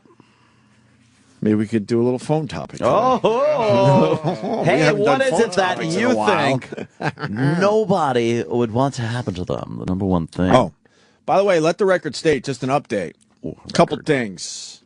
Joe DeRosa did not do 20 legal push-ups. Oh, boy. That's the first thing. The second thing is I, in the end, don't give a fuck. It was a dumb, silly radio bit. Sure. And thirdly, because people don't listen to the whole show, I gave Joe DeRosa his money, so fucking relax. Oh, boy. But it looks like people are split on whether he did the legal push-ups or not. Yeah? Yeah. There's no clear winner here. There really isn't. No. A lot of people are pointing fingers at Mars. Yeah. For not judging the contest properly. That's what I said right off the bat. I had no qualms with Joe DeRosa doing the push-ups that he was doing. Right. He wasn't being called out on them, so why wouldn't he? Right. It's like, hey, I'm going to make some money, and I could get through these push-ups because... Have you released your official statement on this? You don't think he did them either, right? No, I don't think he did the push-ups properly, but... As far as the bet was set up, I lose. And yeah, I know because that. Mars is the guy. Yeah. And his word was final. Yeah. So, I mean, most of these are not 90 degrees. I didn't even know that all you had to do was 90 degrees. I always was taught you got to hit that fucking floor. Yeah. And a lot of people saying that... You should go down further than 90 degrees, but... Yeah. I mean, just at least even do we have a Jim Norton update? Oh, Kenny's in... yes, Kenny. Studio. Yes, he just entered the borough of Manhattan. All righty. Wait, he's over the bridge, that means, right? The Bridger Tunnel. Bridger Tunnel? All right. I'm not sure which he took because of traffic. Maybe we'll get some breaks in today, so we'll talk a little more. We'll take a break, and then we'll see what happened to Jim Norton, because he lives an exciting life, you're saying. Yes, and I do concur with you, GH, about the push-ups. The video speaks for itself. If the rule was his arm had to bend 90 degrees, he clearly... Did not. Correct. Yeah, but there's enough people saying he did. So I want to acknowledge those people as well. But it's not... I don't know what the percentage is, but it's... I think more people are saying he did not do them properly. Look, see, his head down is deceiving. Right. There's a lot of space there. Other people are saying Mars should have put his fist down, and I guess a lot of military guys, they have to hit the fist. Really? With their chest. Oh, right, yeah. So then the floor and there's the no doubt that you went, 90 degrees or a little more. Yeah. So whatever. It was a dumb, stupid fucking radio bit that people get very excited over. Yeah. Let's have a full range of motion. Huh? Full range of motion. Right. Yeah. Mars goes, "Are you mad at me?" When I walked in this morning, I'm like, "No." We're always mad at you. Yeah. Don't worry about it. Yeah. No, I'm just not mad at you. Another log of anger to throw on the fire. I go, I don't think he did the push-ups legally, but I lost a bet fair and square. Yeah. Because I picked you, dummy. You want to do the song thing I teased before the break? I certainly do. I think most people will know right away. We'll figure this out? Yeah, I was hoping not. I was hoping to keep it more of a mystery, but it doesn't matter in the end. I think it is pretty obvious. You think? Well, now to me it is. I was hoping to get, cut out the fat, and then you wouldn't know, I don't think. Whatever. I teased this before the break. Listen to this.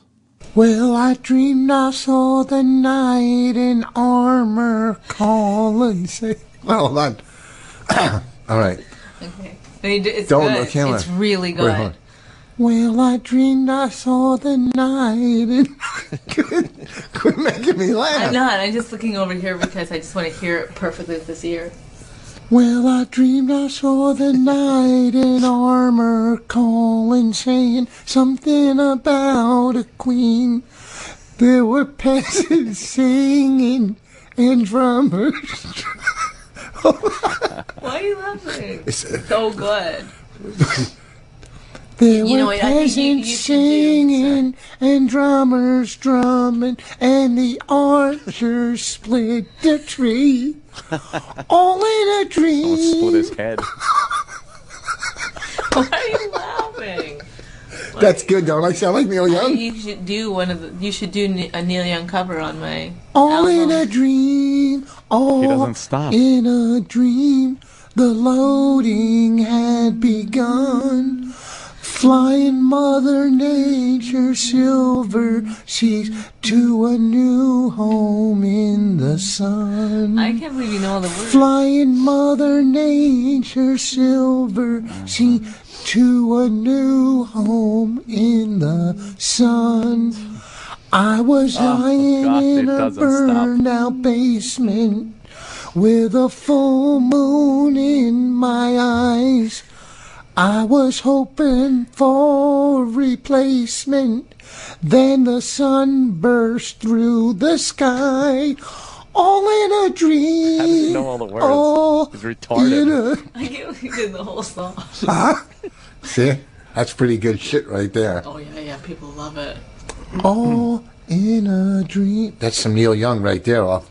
Huh? That was off the hook. Why don't we go on tour singing together? Yeah, well, screw stand-up, right? We could sing. He's an idiot savant because he doesn't remember. He doesn't know anything. Like No. I mean, knows stuff, but he doesn't. No. He forgets things all the time, but he knows every word of that song. That's weird. Yeah. Because Bonnie even goes, "How do you know the words?" Because I was assuming maybe he had them in front of him. No, he just. But she wouldn't have said that. She would have. He knows the words. Right. So that's obviously Rich Voss. Yeah.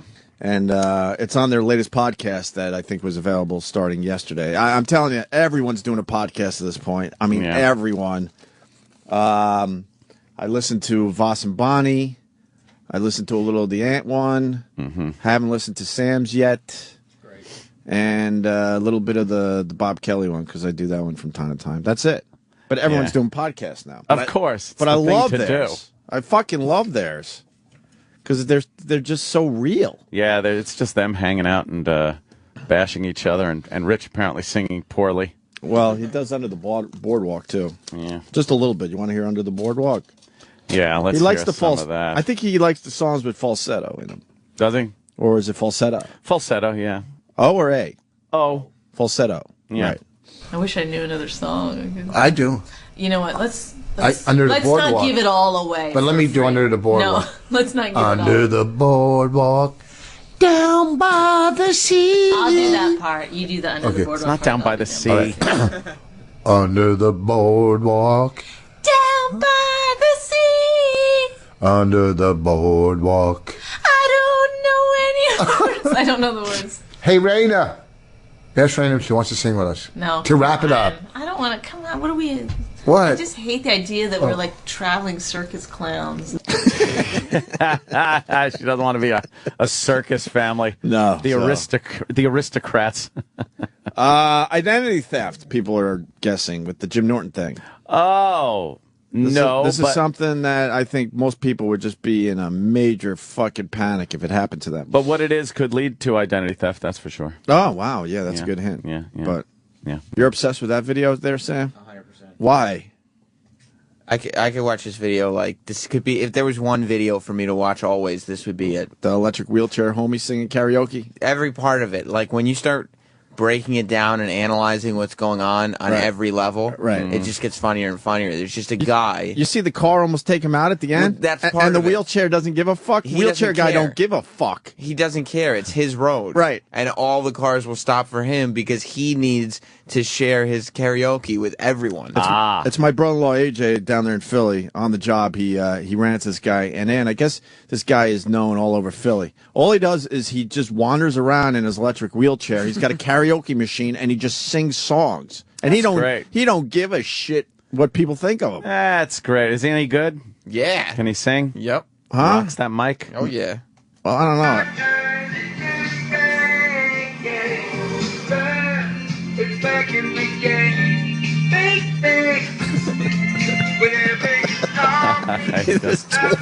He just comes into the shot, out of the shot. Watch the white van at the end. Or truck. Jams on his brakes. Yeah, he almost ran him over. It sounds like Mickey McGee. Whenever you call me, Mm-hmm. I'll be there. But I guess he's a legend down there. I did not know that. He's the man. He is the man. Is he the mayor though? He should be. I would vote for him.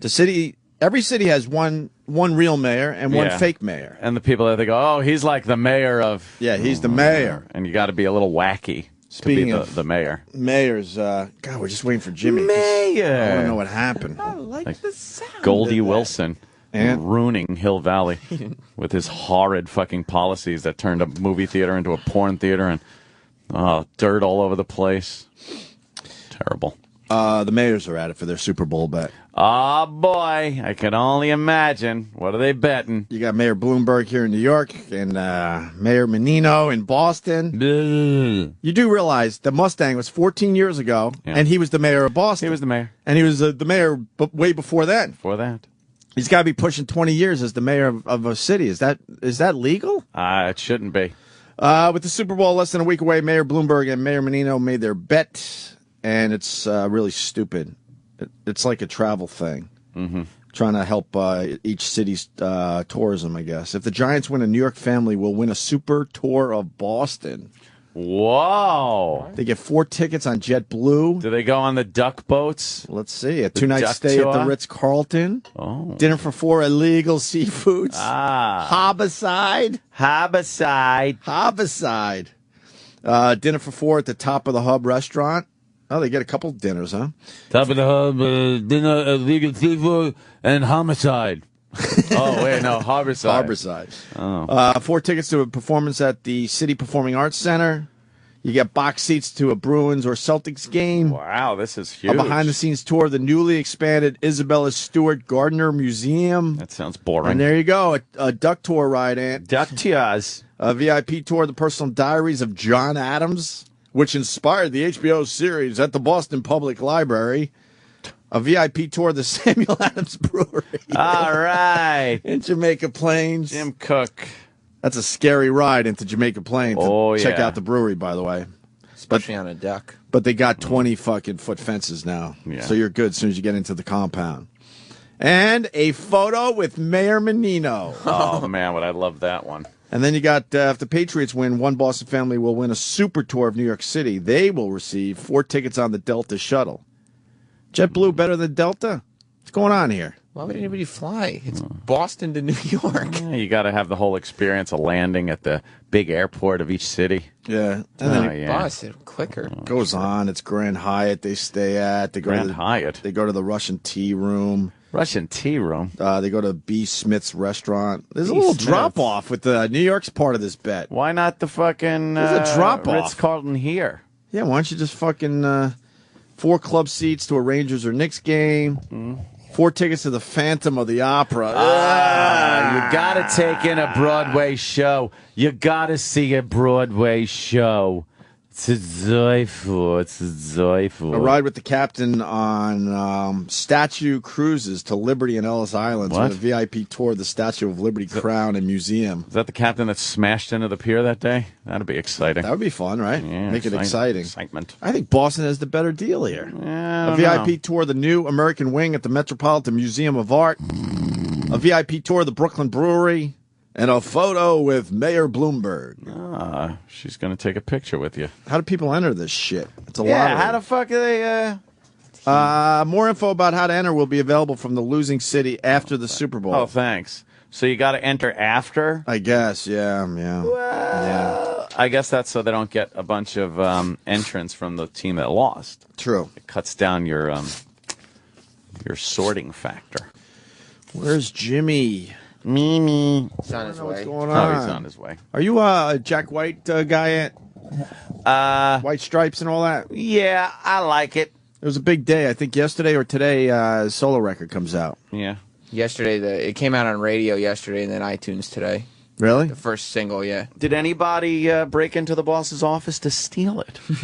Because no, somehow XMU. Maybe Rob Cross did. They should have done that. Break into the office, you steal it, and you videotape the whole thing. Actually, I think Ron and Fez broke into Rob Cross's office. Grab the Jack White. Yeah, to get the song on the air. Oh, that's good. Nice. He lost his wallet. People are trying to guess what happened to Jimmy.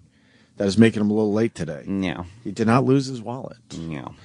Can we hear a little of the Jack White song? Oh, I see some luggage. Oh, wait, Jimmy's here. It's called Love Interruption. Is Jimmy in the Love bathroom? Interruption. Jimmy in the bathroom? Kenny's laughing. Oh, no. Here come the bags. Kenny's laughing. Why are you laughing, Kenny? Everything okay? Hope. Is he fired up? All's well that ends well. Is he fired up? Why are you laughing? Ends well. You rarely laugh. What's up? Why are you laughing? He's fired up, isn't he?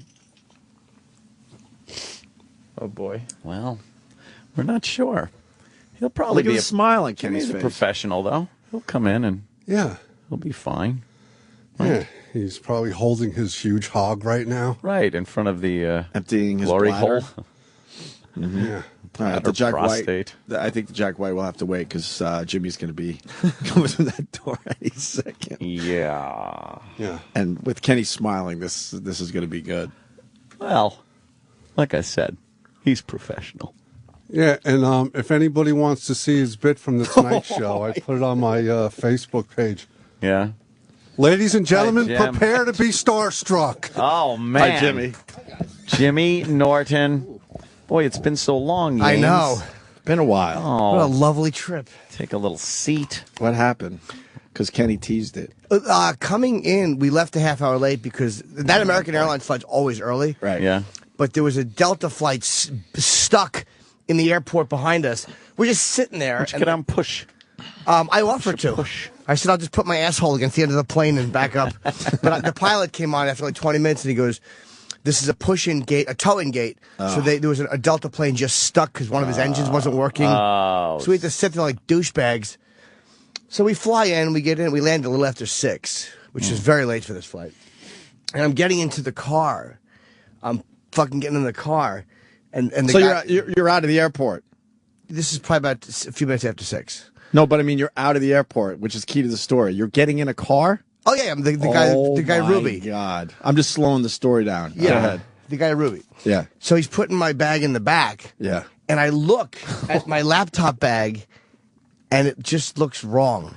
Oh, no. And something looks wrong, and I just go, oh no. So I open the place where my laptop is supposed to be. Yeah, And boy. it was weird how you know your luggage so well that when he put it down, it looked like an old man's mouth when his teeth are out. Right. Yeah. Like that little sinking. And I'm like, I left my fucking laptop on the plane. Oh, man. And that could be, we were talking about, that could be one of the worst things besides, All a the health stuff. thing that could happen to you. Everything is on there. Of course. Everything. Oh, my gosh. So what did But you you're do? out of the airport already. But I was still in the airport, but I was out of the actual building. That's what I mean. Yeah, I was Yeah. out of the terminal, but I was in the vicinity. Right. So he goes, you got to go back in. So I run back in a panic. God. But I can't go back up. So that I talked to this lady, and she goes, well, just go to the baggage people. So I go into the office. I'm standing there like a douche. There's nobody there. There's like a camera. So I figured they watch people walk Were in. you waving at the camera? Yes. Like, help I was. me? Hello, I was like, mister. I'm here. I'm And here. They're just watching it going, look at this idiot. Yes, asshole. So I went out again. I'm like, lady, there's no one in there. And she points me to a gentleman who I say, look, I tell him the flight number. I don't remember the gate. The gate's a fucking 10-minute walk. I don't know why at JFK, man. American Airlines, you have to like walk under the runway, back up the other side. That's where my gate is. So I have to stand there for 15 minutes. I'm waiting for this guy. In a panic. An absolute panic. Of course. And he comes back empty-handed. And he goes, they found it, but security has it. Uh-oh. So I was like, oof. Oh, they're going to go through it. And I was worried boy. about that, just like Imagine. he was on a plane. But a couple of minutes later, security brought it in. They'd give my license, and they had to fill out my info. They probably looked at your computer and went, just give it back to them. Give it back. They couldn't wait to give it back to you. Give it back. This is way too filthy for us to deal with. I was very happy that I thank God I fucking saw that, because if I was on my way in and saw that, because Kenny called and he said there's no one answering at the gate, of course. And then Lost and Found that was supposed to be there, no one was there, so he had to leave a message. Oh, so, man. That could have been. Dude, bad. that could have been. I fucking lost my camera. I was going to at the say, end of what's the going week. on with you? What are you I don't know. doing, I might Jimmy? have Alzheimer's. Camera in the cab and now laptop on the plane. Yeah, the All within camera a fell week. out. in a How week. did you just leave it on the plane? Where was it?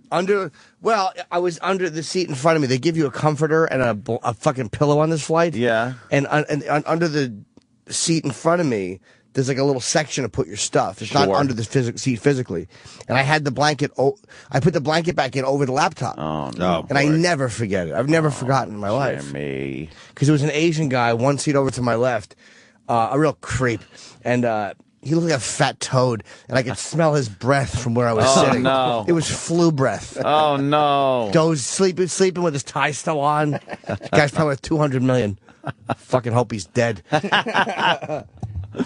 Damn, that could have been bad. That well, could have been a disastrous glad you trip. got that back. Yeah. Wow. Boy, do we have a lot of fans. I couldn't believe how great the fucking Tempe Improv was. Amazing. Kenny was saying. Kenny told 75 us. to 80% of them hardcore fans. I couldn't believe how many fans, because I've never done a gig out there. Who knew that Fucking was How great is tremendous. Arizona? It's one of my favorite places on earth is Arizona. Isn't the Tempe Arizona Improv amazing? is beautiful. Yeah.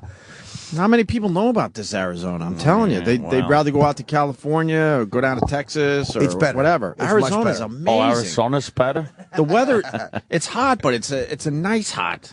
It wasn't bad when I was there because it's winter, but it was. It's dry. It's nice. They've already stopped selling sweaters. I was trying to buy another because now I'm in my sweater phase. Right. I was trying to buy a Sweater boy cutie. Yeah, of course, sweet boy, Sweet boy or sweater boy? sweater boy, cute. Sweater boy cutie, Sweater boy right. cutie. And Joe Perry was on Leno last night. He was one of the guests, and I said hi to him, but he had no remembrance of ever meeting me. Of So course. it's like- Doesn't remember Now, doing the was show or anything. Madonna on? Jesus. Yes. Did you meet her? Did you meet the Madge? No, Why? I just didn't. Wait, you picked Why? up. You picked up your camera though. Yeah. Oh boy. Oh, what? Why couldn't you meet Madonna? She's too big. Kind of. Yeah. That's a big one. I know. But you're on the. You're on the show. It's not like Here's audience. here's my picture with Madonna from the dressing room. Let me see what you get. He went in front of the television, the monitor that he watched in the dressing room, and took a picture of himself. You tried though, right? Oh, How close did? I know that's amazing. I didn't get. now why? I literally, I can be very honest. I Yeah. didn't get within 3,000 miles of her. Why? She pre-taped. Oh, I thought you were exaggerating there. No, Oh, okay. she was. I knew that I wouldn't get that one because I was trying to set it up. And then last time I did Leno, which was like a week and a half ago, she had just taped before that, and they never ever do that for anybody. But for her, well, she's her tour Madonna. schedule, yeah, Right. So Gotta do it for her. So I did not. But Leno that was went one. well. I haven't seen it yet. Yeah, it was good. It was coulda, woulda, shoulda. We were all just kind of I'm answering almost- these silly questions. Yeah, I'm always a day behind your Leno appearances. I just can't stay up. Yeah, I never So watch it. I DVR'd and I check it out. I'll check it out today. Can't wait. Michelle Obama's on tonight. I wish. I don't think they would put me on with her because Probably the not. content. I got away with a couple of fucking doozies last night. Jay lets you do the doozies. I couldn't believe, and You've one been that saying they that for approved years. that I didn't do. Right. Was a fucking sperm drinking joke, and they let. Oh. I just didn't do it because we had already talked Based about on the something Fear else. Factor thing. Yeah, it was a good call. It's a Fear Factor joke. Yeah. Well, because Rogan was on, I don't know. It seems like it was yesterday, but it might have been a month ago by now. Who knows? Yeah. And he was teasing the donkey semen thing. He told us all about it. We promised we wouldn't talk about it. But it looks like, what, NBC pulled that? it. Yeah. They said no. What a dumb move by NBC. Where's that clip? I don't know. I'd love to see it. They should say no, get everyone talking about it, and then go, oh, all right, knowing it's totally fine. Yeah. Because I think you know there's- what kind of ratings you would get now if you threw it on TV? I think it's too close to bestiality. I think that's the reason. But isn't it based on something like some society does? I don't know. Some societies cut clits off too. Yeah, true. You know, I don't think they're going to be doing that. Well, True. You never know, though. But could you imagine the ratings it would get? They should have that Fear Factor Africa, where you go over there and just machete children's arms off and fucking cut clits out with spade shovels. Oh, burn schools down. Or you just leak it online and put a couple ads before it. Leak it. Like, just put it online. Yeah. Oh, I mean, maybe get the word to Joe if he needs, maybe if he needs it leaked. Yeah, this is the place to do it. We're the right guys for the job. We're pretty leaky here. You know what? Our pal Cowhead, one of the few we like. Cowhead! One of the few we like in this business. Anonymous. He didn't die, did he? No. No, enough The already. fucking Todd Lynn? Jesus Yeah, Christ. What happened to him, by the way? Another comic, Todd. Cancer and diabetes. He had pancreatic cancer. He was in bad You're shape. kidding. I felt very guilty. I didn't go see him. I meant to. I kept asking Dean Edwards, like, I want to go see Todd or I want to send him something. Right. And He did our show. Yeah. 4 or 5 years ago. Yeah, man. When that whole tsunami thing went down. I like Todd, too. then- Argumentative motherfucker, but he was a fun guy to argue with. And Rocco from AAF. Rocco, dude. Yeah. Let me Oh, tell you, dude. I did that guy's show. He loved Neanderthal. Oh, That's Paul Marshall. Yeah, no, he kept, he was like, you gotta tell Opie I said hello. He was really cool, man. He was a very fun guy. We always liked Paul Marshall. Yeah. I'm glad he's finally going with the big head thing, because Yeah. we used to call him Fred Flintstone. Yeah, we called him that. Call him Big. He's a Big guy Head that- Paul and the Monsters. Big Head Paul and the Monsters. I forgot about that. Yeah, we call him that. Paul Marshall, for the people that don't know, he worked at AF when we did. He was absolutely good enough to have his own show, but he was just kind of like the filling guy. He did everyone Yeah. else's show, and even though he was better than most of the guys there, and he really wanted to make something of himself in the business, and Yeah. moved out to Arizona, and now he calls himself what? Neanderthal Paul? Yeah. Neanderthal, right. Because he's got a big head. That's Paul Marshall. We know him. Oh, yeah. Always liked that guy. He was a very nice guy. He was cool, too, because we used to come up with a million nicknames for his big head, and he just went with it. He's one of those guys that just went with it. Yeah, he was quite a blockhead. It was good to do a show. Yeah, I did a couple breaks with him, but I had eggs. Ooh. I had no TV in Arizona. I just did a few phoners and his show. I get no morning press whatsoever on Friday. They couldn't get me any. They had one radio show. They canceled me. No. And all 3 TV stations said no. Those Why would they fucking cancel pussies. you? Oh, they had it was a sports station, and they said they had a live remote, which they do once a month. Mm-hmm. A lot of these clubs pay like every week to get the comedian on, but this is not one of the stations that they don't pay. They don't pay to get their comics on. They have to Because they probably don't need to get their comics. Oh, yeah. Tempe doesn't, but so many other clubs do. Yeah, that's a new thing now. Yeah. That's a Wow. yeah, because you're giving the club a free commercial. So these radio stations, they're like, they don't realize they're also getting really good content. Yeah. So now they have to fucking They have to monetize this in some they have way. to goon arm the clubs and make them pay now. Yeah, and and it's unbelievable. And they probably put on a lot of comedians they normally wouldn't. You can always tell when you're going into a place that is just taking you because you're one of the guys in the club and not. Yeah. I guess So- I guess in that way it's bad. So I did amazing there, considering I had almost no press. Did you do any hiking or anything What? in Arizona? They got Yeah. some nice little fucking hills to hike. Yeah, from my fucking bed to the toilet to drop a nice deuce.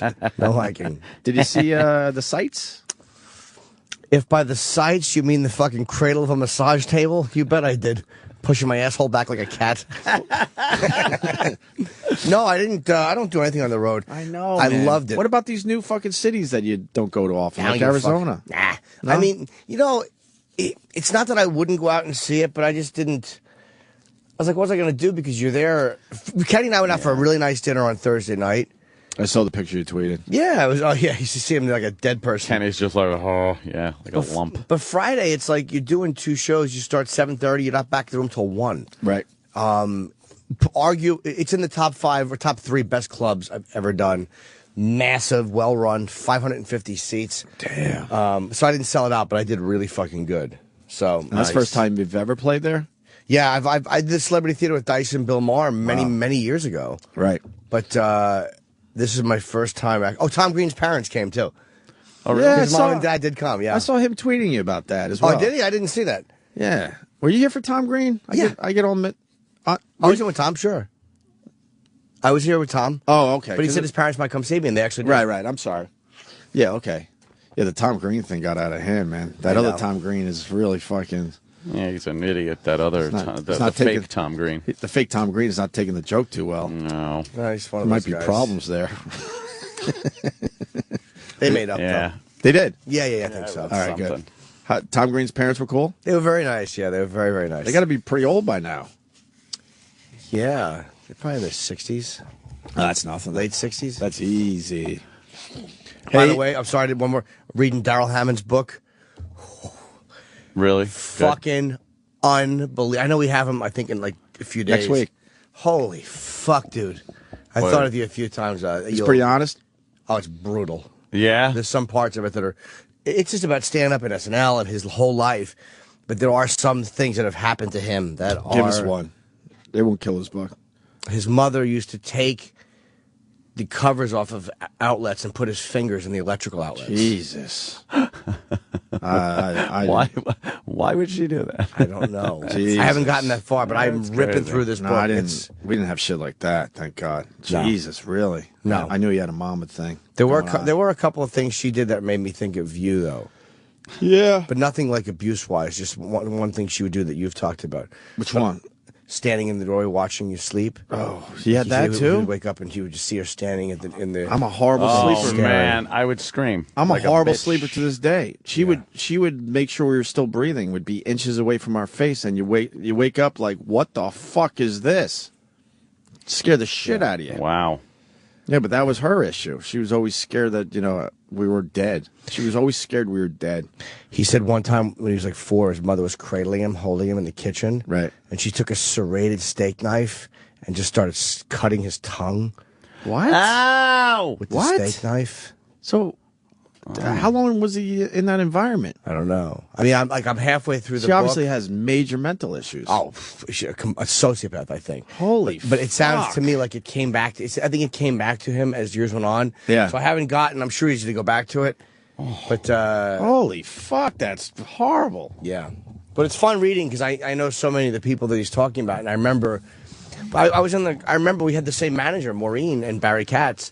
And I remember being in the car with him, I think, while he was still going through the audition process of SNL. So it's interesting to hear it back in like 95 or something. Do we have a copy? I gotta start reading that. Dude, it's so good. It's I'm almost trying to slow down because I'm gonna be done with this book so quick. Really? Yeah. If Roland's around, if he's got a copy, I wanna read some of that shit before he gets in here.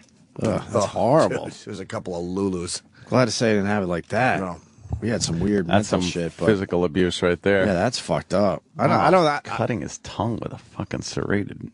Oh, I don't think we really had. hurts. I don't really think we had much physical abuse. My stepsister abso-fucking-lutely did. Abso-fucking-lutely did. But I don't think we did. Unless I'm blocking it out. Maybe. But over the years, me and my brothers and my sister talk about it, and it seems like we didn't have the physical shit. I hope I don't have a borderline personality disorder. Why? I don't know. He was just talking about those. I'm like, do I have that? Oh God! It's like, yeah, is that me? Oh no. Do I have that thing? Oh no. Not.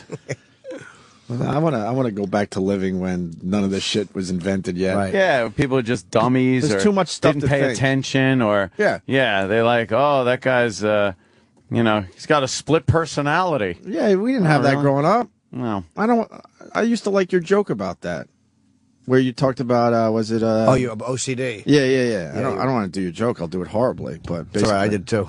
Nah, that was a great bit. I you think had. it was just basically saying your parents would say just stop doing that. Yeah, you're an asshole. You're an asshole. And wouldn't acknowledge that it could be something deeper than that.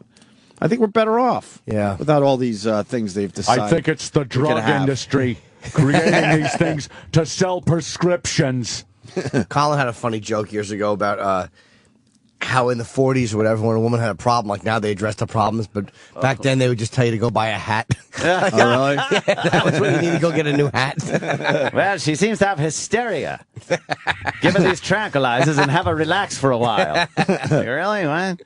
Yeah, fuck what's going on. But those old fucking World War II veterans and stuff, was it on this show we were talking about those guys, how they wish they had someone to talk to back then, Oh, man. yeah. Right. It's hard for them. It's like that was not the way to do it because they're like, we had no one to talk to. Because they'd get, Brewer was. Jim Brewer was talking about that. They'd call it shell shock and stuff like that until it became post-traumatic stress disorder, and they would just be like, yeah, he has shell shock. Shell shock. Sounds horrible. And then they just send him home. All right, deal with it. And there was some special I saw on those on World War II guys, and they had they were talking about those guys saying we had no one to talk to. We just didn't talk about it, and they just sat on it for fucking years and years. Seeing heads exploded open in front of them, and there's a story like that in Daryl's book. It was a different Oh my generation. God, really? It wasn't cool to talk about your emotions if you Right. if you were a guy. It's still not cool in a way, There's a story in there where he talks about like his dad was in World War II, and he was like in I guess some battle where they got massacred, and the Germans walking around just shooting survivors. Whoa.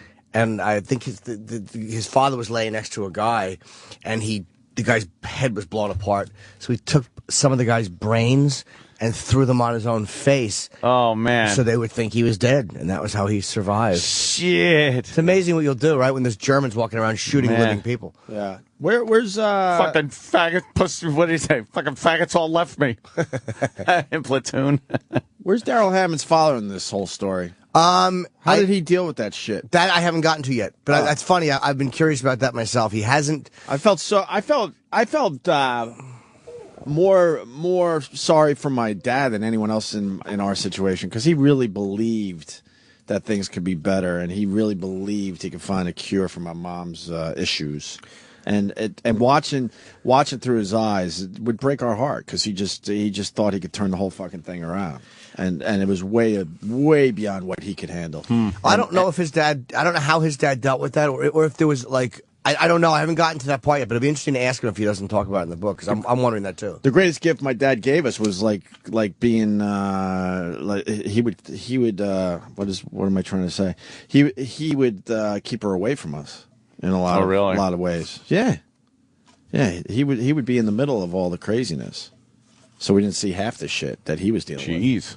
Fuck yeah, that was the greatest gift though, man. He realized running block. He ran block. Thank you. That's what I was. It's an unhealthy family environment. Oh yeah, of course. You know the fuck. But who didn't? Huh? Yeah, of course. But who didn't have those? Well, when you talk about it, that's what you learn. Yeah.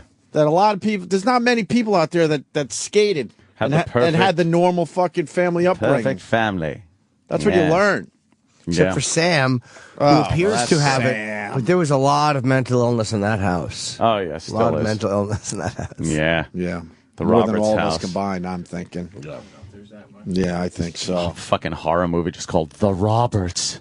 And it's like on the outside, you can see the trailer. On the outside, they were the perfect American family. Nice music. You're playing together. Your mom's baking. You're fucking watching wrestling. Your dad's eating the greatest treats known to man. Could we go with Salisbury Hill for that part of the movie? Yeah. Little Peter Gabriel, all nice. That go-to song. Yeah, see? Oh, look, there's Sam. He's sitting with his family watching WrestleMania. Look at that.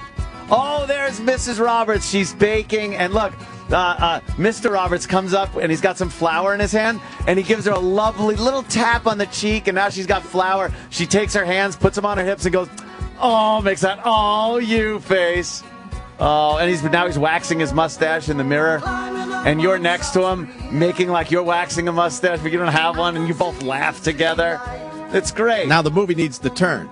Yeah, then the music suddenly turns a little more ominous. But what's the turn? It always has to be something where it's maybe just the mom alone. And you realize, Sam is duct taping his dick down between his legs to be a girl. He wants to be a girl. That's a hell of a turn.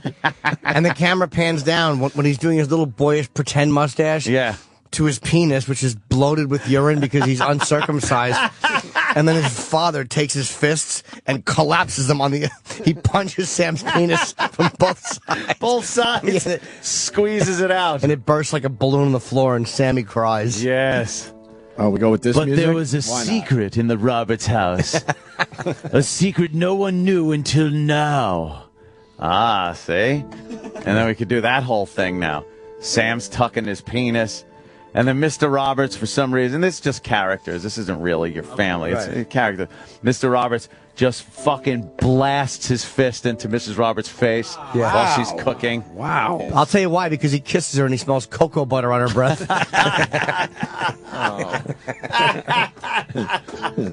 Oh, my God. And little Sam is curled up in the corner of his bed crying. Yeah. Flipping nickels. Yeah, flipping quarters off his ankle. And just want to go back to watching WrestleMania. And crying. Yeah, but that's not going to happen now, is it? Your father bursts in, and it's like ominous darkness. The only light is a little strip on his eyes. His mustache. And his mustache.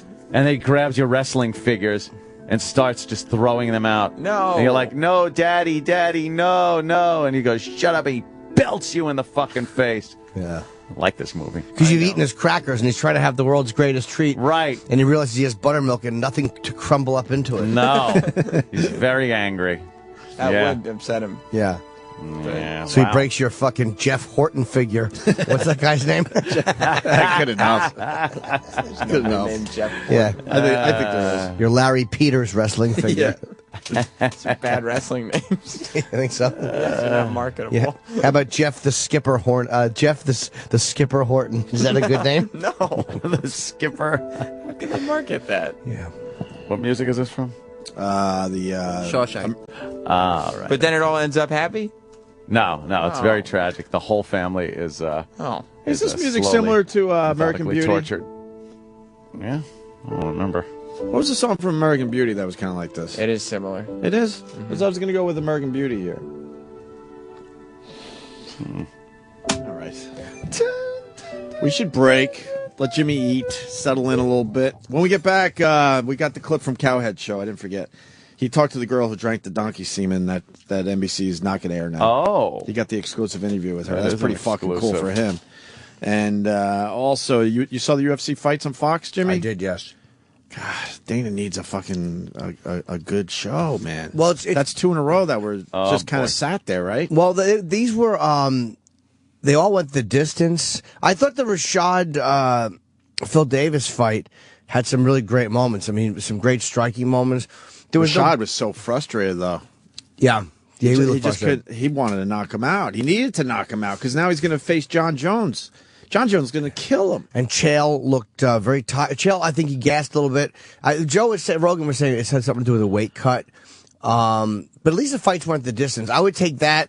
But I think Dana really wants, yeah, some action now that he's on Fox. Something like a just, Dan Henderson fucking Shogun fight. That's one of the best fights ever. just an amazing knockout or something. I think he would really like that. He'll get that. Yeah. I mean, they'll be with Fox for years and years. It's brand new. Yeah. It's like they've had a couple of games already. The first game was a 17-1 blowout, and the second game was kind of a pitcher's like. There's been no games that were like 9-6 with this like equal amount of action and defense. I think we all like our home runs, though. Yeah, I agree. He needs a couple home runs. Yeah, we like to see a game that's kind of a. But good for Dana. He's on Fox, Yeah, it'll be cool. I don't know who the next Fox fight is. When we get back, we got to play the Joe Rogan. What's the guy's name? Chael Sonnen. Chael Sonnen. Oh yeah, at the end. That was pretty amazing. Did you see this end yet? No, I haven't seen this one. And Sam Roberts. Thank God for Sam Roberts today. What? Why? I know, but he noticed that what that guy was saying was very similar to a old wrestler named Superstar Billy Graham. Really? All right. He stole some shit from Superstar Billy Did he? Graham. He was inspired. He was inspired. You're going to call it? We'll play that audio next. So stay there. Hey, this is John Dalby. Hey, this is Larry the Cable Guy. Hey, folks, this is Mark Maron. Hey, this is comedian Nick DiPaolo. What's up? This is Joe Rogan. You are listening to the Opie and Anthony Show, my favorite show in the history of the fucking universe.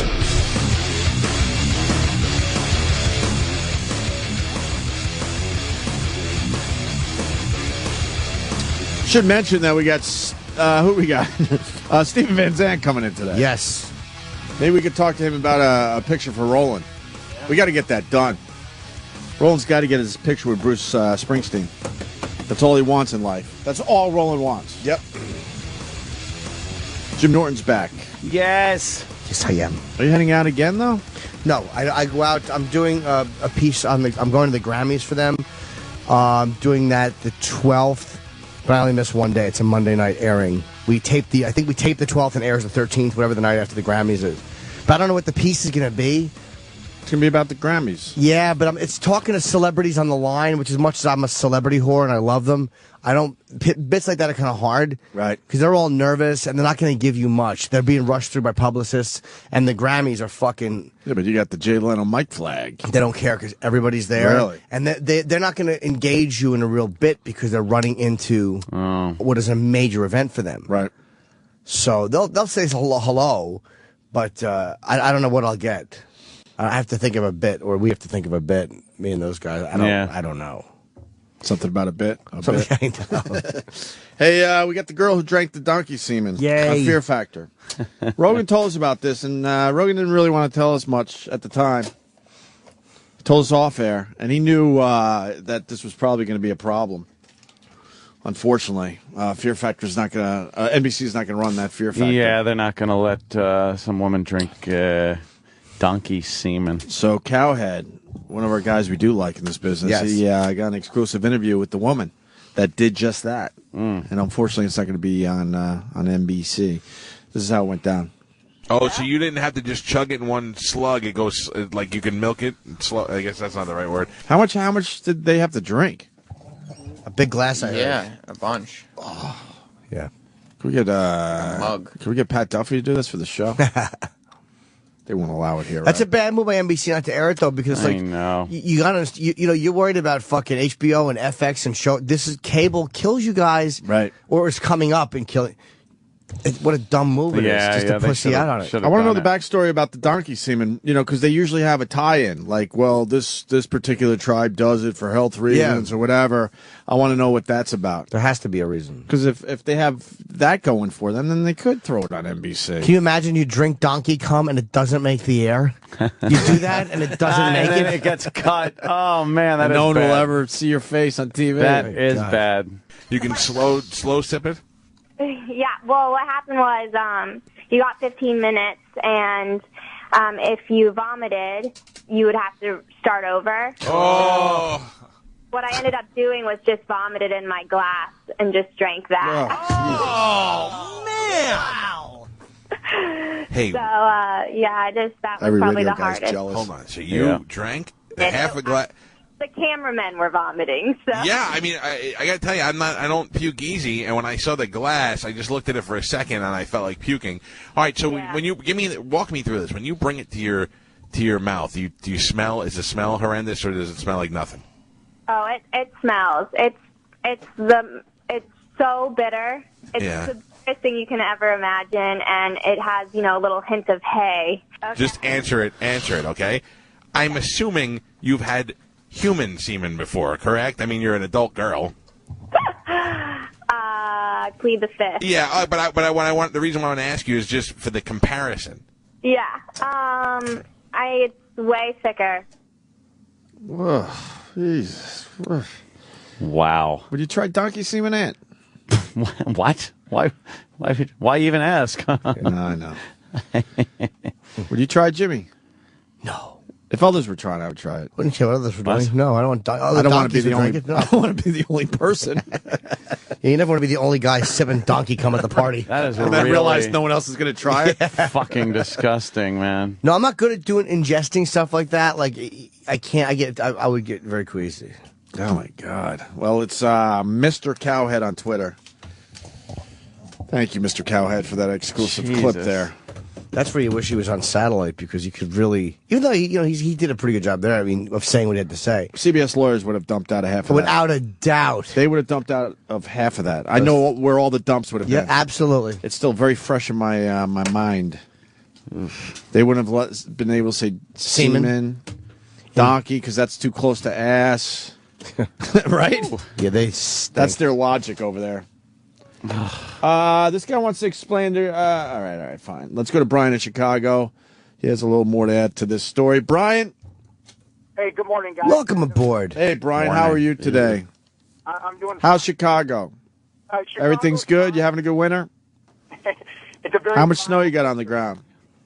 What's the temperature today? Hey!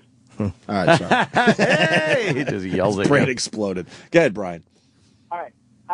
The reason I'm calling is that I know that Jimmy had made a remark on how cable kills broadcast, but when it comes to the fragmentation and how many channels they have, look, I run the sales department for NBC affiliate. They decided not to air it, apparently. I haven't been in the office this morning, but yesterday they were going to air the episode. The importance is that broadcast reaches so many more people than cable does. I mean, cable is only wired for 54% of the country. So no matter how much money an advertiser spends on cable, 46% of the population would never, ever see their ad. So when NBC comes down with the decision not to air this, I think that bad press is good press. I think eventually it's going to come out. We're going to have to air it. But when it comes to the amount of people that broadcast is reaching compared with cable, there is no comparison. When you see a cable overnight rating, they're combining all the cable channels together, and it still does not hold a candle to what broadcast, regardless of what network you're talking about. You know, I do know that you're right. Cable does not reach. I shouldn't say they're killing them. They're doing more viewers, but they really are making broadcast TV look soft and irrelevant. And they've been doing it with their dramas and with their You're absolutely right, Jim. And with their comedies, the content. But you're right. Like an episode of a network sitcom that does okay will do better than any comedy on FX, HBO. I mean, I should have said that better. Yeah. No sweat. Thanks, No, guys. no, it's strange. Is 54% of the country's wired for cable? Where is that 46%? Where is that?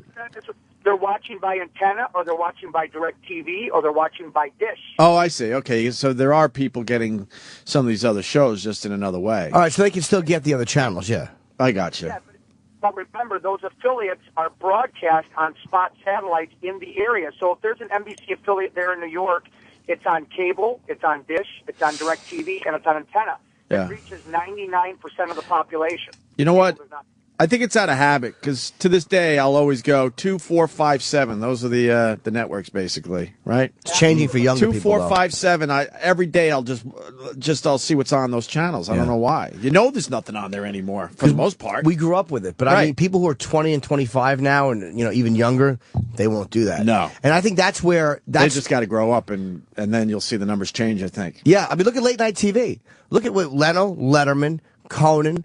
Look at all of these guys combined. I mean, and look what Carson did. Mm-hmm. That shows you how it's just being split up among so many more outlets, and I think that's where cable hurts them a lot. Well, I think with all the attention NBC's getting, they should throw this Fear Factor on online at least. Do it somewhere, yeah, maybe online with the warning and they can't just let that not see the light of day. Right, come on. And what was the other thing? It was donkey urine as well. Yeah. Yes, Brian. I've got one more thing to say.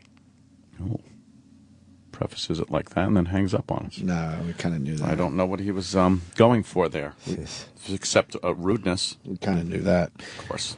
So you got Chael Sonnen post-UFC fight promo. Everyone's talking about this.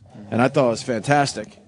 Yeah. And then Sam gets a hold of it and says, fuck, man, he's ripping off superstar Billy Graham. To be fair, somebody called into the show on Sunday and alerted me that...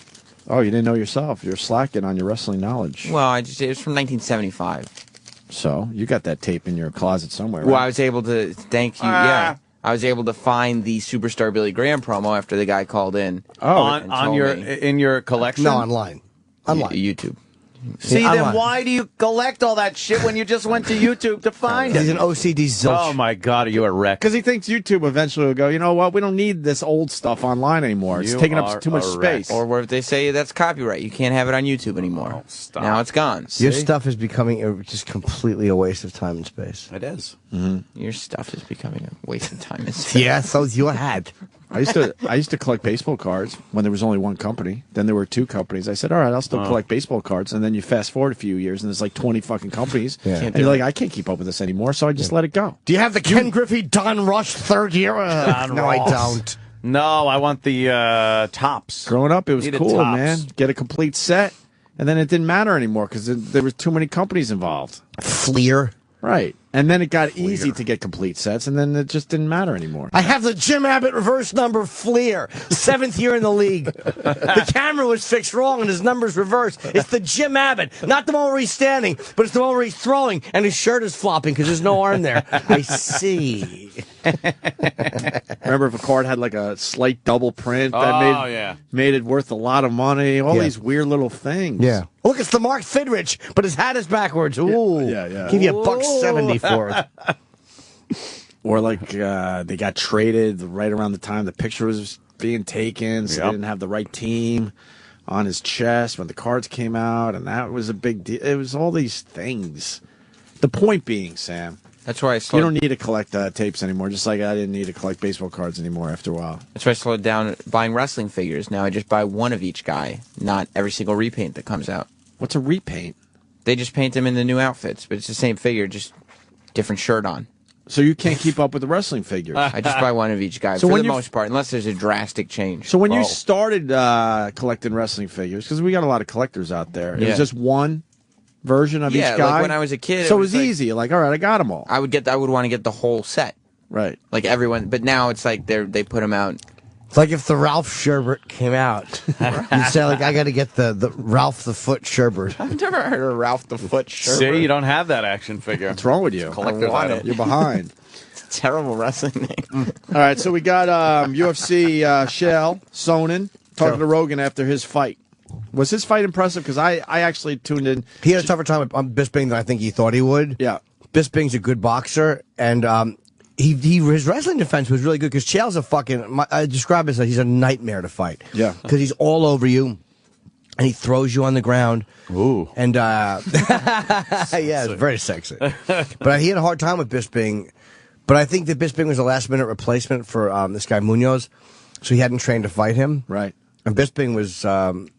It was a split. It was a unanimous decision. But I wasn't sure how it was going to go. Right. But, Chael seemed to win it. Chael or Shell? Chael. Chael Sonnen. Chael Sonnen. So afterwards, he talked to Joe Rogan. All right, I'm here with the winner, Chael Sonnen. First of all, Chael, congratulations. A very tough fight. Michael Bisping showed he had some great takedown defense. Did he surprise you at all in this fight? Joe Rogan, tonight is not for questions from me. This is your night, brother. I want to know how you feel being only inches away from greatness. I want you to tell everybody how it feels. Are you not mesmerized? Do you not have chills going up your spine for the first time on Fox for you to be here in Chael's Octagon on Chael's channel, holding Chael's microphone, interviewing Chael? I'm pretty excited. I gotta tell you. While you're thinking about that, remember this. When you're the greatest fighter in the world today, they got a name for you. They don't call you a great fighter. They call you Chael Sonnen. Beat me if you can. If you smell what the Chael's is cooking. Ladies and gentlemen. Someone online saying Chael is doing a bit. Yeah, we know that. Yeah, we know that. Doing a promo. And we thought it was impressive, but then Sam got to the bottom of this, and, and it's very similar to what superstar Billy Graham did in 1975, and we have the clip. His last line was Taz's old line, too. What was the line? Taz used to say, beat me if you can, survive if I let you. So he left off survive if I let you. He said, I'm Chael Sonnen, beat me if you can. So he's a big wrestling fan, obviously. He's got to be. Yeah. Well, CM Punk was supposed to walk him down the aisle, but Vince McMahon put the kibosh on it. Did he really? Why would he do that? That's some good cross promotion. Maybe you got your big wrestler in a UFC event getting exposure? Maybe he wanted him in St. Louis the night before because the Royal Rumble was the next day. I don't know. Wow, that kind of seems kind of You dumb. have a choice to make, Buster. You can just see him getting all mad at him. You want to go? Go. When you don't come back, then you don't even come back to the WWE. He's the champion. See how they fucking treat you over there in the Octagon. Yeah, he'd get mad.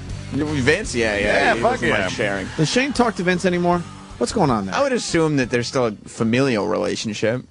Barely, though, right? What's going on there? Just not professional. He doesn't work for WWE Why anymore. did Shane say, I'm moving on from the family business? I guess he wanted to do And he other hasn't popped things. up anywhere. What's going on there? That's He's on weird. TV now and then. He's Doing doing what? like He's a sports agent, international sports agent. yeah, he was on me that- the money guy. He was on that golf tournament over the weekend from Dubai. Well Yeah. said. Well said. Rory McAllister is, or McElroy, whatever his name is one of his clients. McElroy. Oh my God. You're killing the golf people out You're there. just full of Sorry. tense of facts. Rory McIlroy is Yeah, from that dude. Northern Ireland. He's doing golf stuff, And and he's doing really like, good. He's a young kid. Ireland, don't you know? Hi. Shane has a connection to him? yeah, he hangs out How with the him. fuck does that do that, Ant? That's amazing. What is that? It's ADD it's a radio. hover. Airplane. What was it, Harrier? F-35. Well, it's based on the same thing. It's a vertical takeoff and landing. Is it a brand new VTOL vehicle? Yeah, it's relatively new. Brand new plane? Why are they showing it today? Because they're grounding like 15 of them. Why were they late for their homework or something? Oh, no, not like that. Grounded. Why are they grounding them? I guess they got a problem. Guess they got to fix some shit. Oh, that's why. Okay. Yeah. So what? That thing lifts off like a helicopter and then takes off? Yeah, and then it leans forward and goes, and then the wings take over. How do we get in one of those? I don't know, man. I want to check that out. They do give ride-alongs to certain people in those things. Yeah. That, fighter planes. So Looks fun. Shane has a connection to Rory? Yeah, he hangs out with him. And Eric, and this is your story. Get on mic, please. Yeah, he the sports management company that he works for represents Rory, and Shane represents Rory as well. Wow. All right, so Shane's doing well. And another golfer, Darren Clark.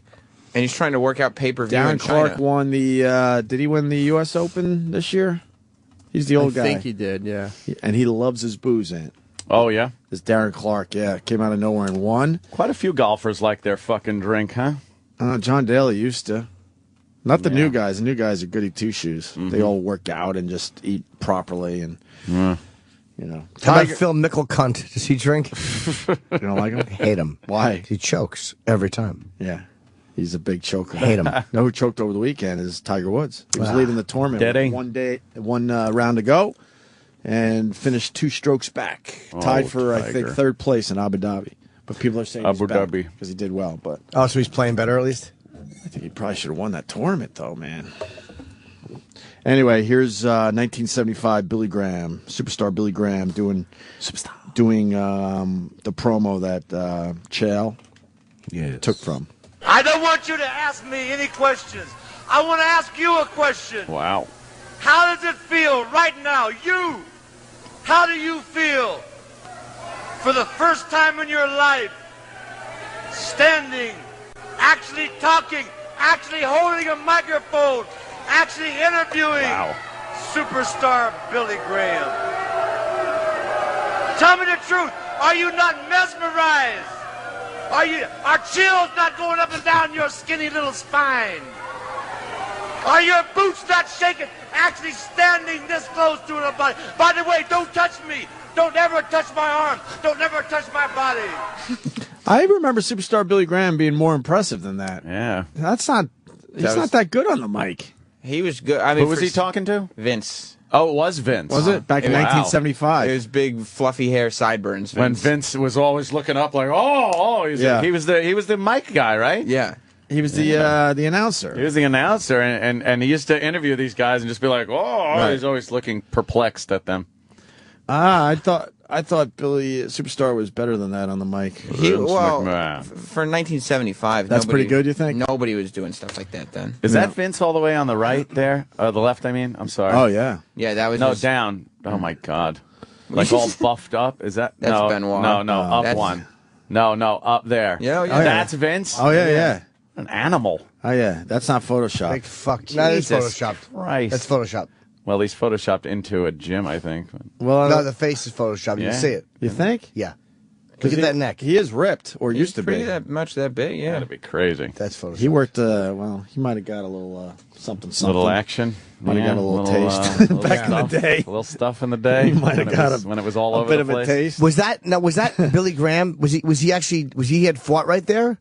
Was that when he beat Arthur Beals for the title? There's no wrestler named Arthur Beals. there Definitely is. not a title holder. Yeah, Arthur know. Laces Beals. You just don't I know your remember him. guys. You're not a big fan of wrestling, apparently. Laces? Arthur Laces Beals. Bieels. No. It was a weird name, Norwegian. Bad name. That's not Vince. That's photoshopped. That's Vince. Yeah, that's photoshopped, though. All right. So there you go. Badass. That's a good find. Most people didn't know where that came from. Sam Roberts. And why was he Oil doing guy. that? Just as a goof? Well, he's obviously a wrestling fan and went with it. It's called talking people into the building, Anthony. Talking people into the building. See, I'm learning something. Yes. Something that means nothing, but you at mean least I'm nothing? learning. It's wrestling. Come on. Come on, Roberts. What are you thinking? What's going Roberts? on? What's going on with our pal Louis C.K.? He's going to do a pilot for CBS now. It's apparently something he came up with Spike Feresten, who he had in that time 13 years ago. Wow. And they just picked it up now. I guess, yeah. I don't know any of the details on What's it. going to happen with the other show on Spike? What, FX you mean? I mean, FX, excuse me. Oh, nothing. I don't even know if Louis is in this one or if he's just going to be exec producing it. Probably going to exec produce. I just don't know. All right. Man, exec produce means money. Oh, boy. Oh, boy, is that exec produce a good credit to have.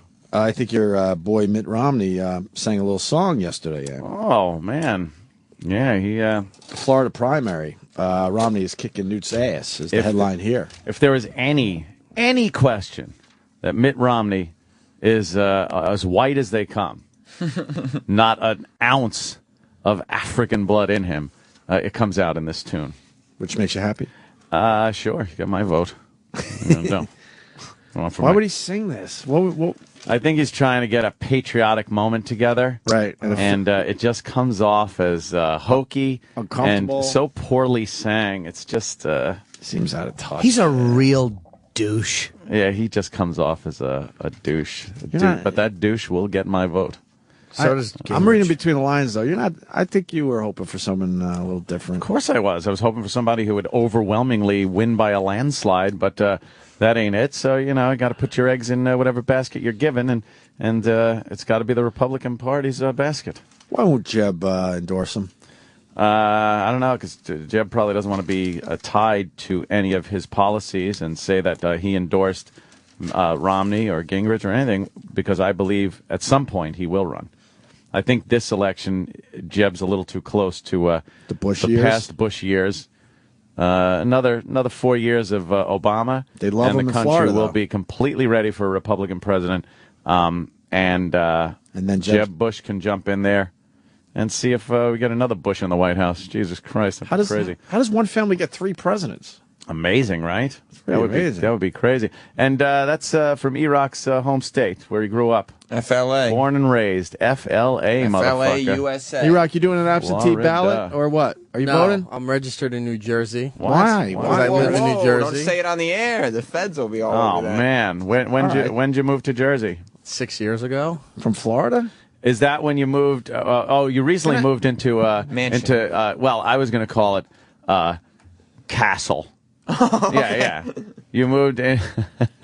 You moved into a castle, Iraq? There is a moat. Is it Castle Nagel? Castle Nagel, right? It's a very nice house. Castle Nagel. Castle. Damn, you inherited some money. Oh, that's that lottery money. Houses don't have drawbridges in front of them. No, his does. Yeah. Castle Nagel. Castle Nagel. It's got a keep. Definitely. Iraq, where did you meet me? In what state? State of That you obeseness. remember would be. He goes, that you remember. How many times did I meet you before? You met me several times before that. Oh, what a stalker. Yeah. And What a I did creep. And then when I met you in Florida, I what? You pretended. I that, finally acknowledged you? Yeah. Oh my God, I have no recollection of ever meeting you before. I'll see if I Florida. can find some old photos. You even got old photos with us together? Yeah. That's fucking creepy. That's like police A activity. shrine to you. And my point being, I met him in Florida, Right. the state he's from. Yeah. His home state. Yeah, not from Florida. Pretty cool, huh? Bullshit. No. I think so. 3 years. That's You own it. property in Florida, right? No, not anymore. Well, are you going to visit your family? Real or estate did you- mogul. Real estate mogul. No, He's buying, he's selling. Castle Nagel is up and running Flipping now. houses.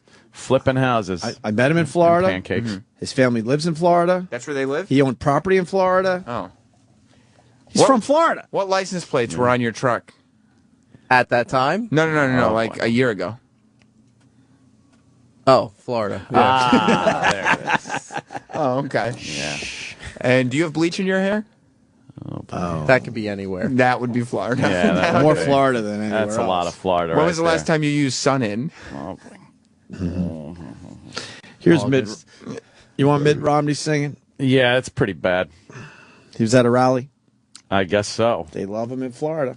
Can you sing that song? I love that song. You know that song? Oh, beautiful. No one loves that song. Don't He you love lies that about song? You love everything. it. Don't you love that song? No, you're right. No one loves that song. You're pretty much Forced to sing it. relegated to have to sit there and listen to it or sing it in Right. certain atmosphere. But No one loves it. no one loves it. It's utilitarian. It's a utilitarian song, not for pleasure. And I always thought the word was gray, not grain. Amber waves of gray. Yeah. Grain. I always Why would thought it be gray. amber waves of gray. I don't know. The Dust Bowl. I thought because of all the smoke from From fighting the bow. fighting From the big bow. Yes. No, it's the waves From of fighting grain. the British. It looks like water. When you look at the grain, it looks like waves, but it's Yeah, grain. waves of gray. Like, oh wow, more fucking bombs in the air, and look at all the smoke around. We owned them, Brits. We fucking owned them, goddamn Right. English. By the way, Kick their ass. not even kidding. What? Just want to say, Oh, yeah. sometimes they kid. I'm not even kidding. I always thought it was waves of gray. Amber waves of gray. Amber shades of gray. I thought it was a dead song. Until Mitt Romney sang it, I'm like, and I even said to myself at first, I think he's singing it wrong. And then I noticed the press didn't pick up on him singing it wrong, so I'm like, oh shit, Yeah. I've been singing it wrong. Can you sing that song? I love that song. You know that song? Oh, beautiful for spacious skies, for amber waves of grain, for purple mountains' majesty. Got Purple Mountain Majesty in my pants. Fruited plain. America, America, God shed his grace on thee and crown thy good With brotherhood from letters A, B to C. Oh, He loves that song, though. You guys love that song. Yeah, I got that song. I love that song. Something about a song. You're in a mall, in a store. Something about a song. I think it's actually a good song. Yeah? No. But you don't love it. No. He must be a real hoot. Love it. Loves patriotic songs? Yeah. Cracker. Chip has a new thing. What is it? What? Why do you have to point it out? Because it's been bothering me all morning. Oh, no. What? Chip does a thing now where he makes a joke, and then he looks at you and he tries to elbow you, but he just rubs his forearm on you. Trying to get you to laugh? Every single time he makes a joke. God. He's been reaching over the chair to elbow me and rubbing his forearm on me. That is annoying. Chip will never do something that isn't completely annoying. No. What's that? Yeah, well, anything you do, Chipper. Chip a D. It's a nice black shirt. What are you working at a funeral house or something? That's a good one. Get out of here. He rubs his arm. Rubs his forearm. It's not even elbowing. No, it's not like an elbowing. He takes his forearm and places it on you and pushes slightly. Oh, that is terrible. Does it wrong again. Chip. We're going to do this. We're going to take a break because we got Steven Van Zandt coming in next. This is the Opie and Anthony channel. On Sirius XM.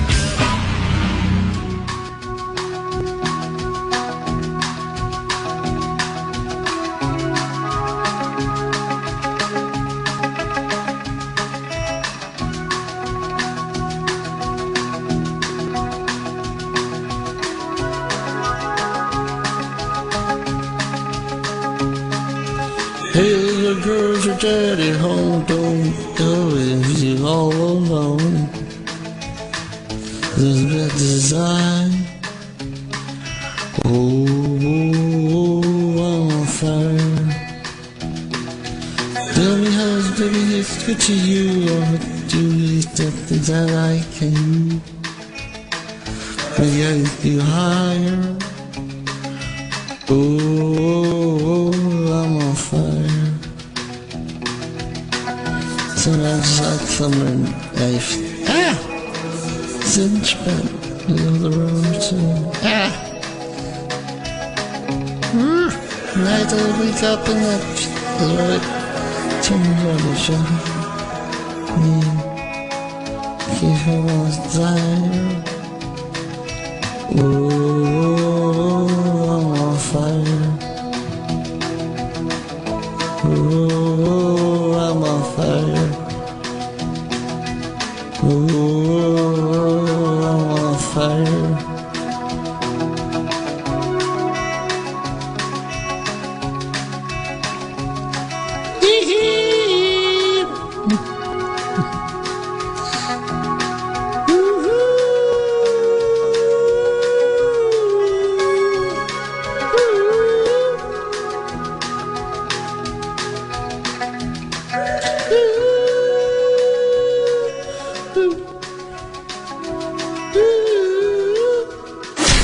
Sirius XM. Sirius XM. The Opie and Anthony Show.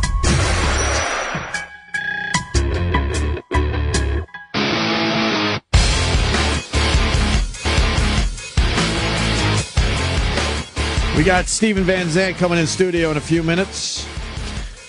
Tomorrow, JWoww and Snooki. Snooki has finally decided to do our show, huh? Yes. They have a show they're promoting together, I guess. A little spin-off, Jersey Shore spin-off. Oh.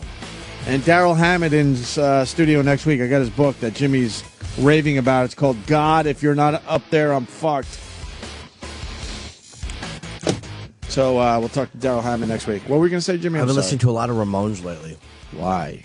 Just fucking. I slept on that band for years.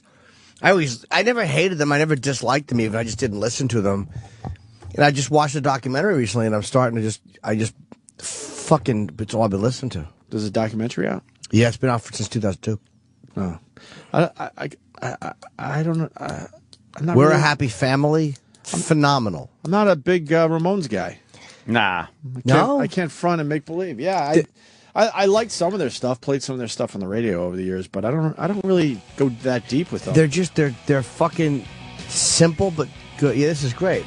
It's all I've been listening to. It's just a fucking toe tap for every one. You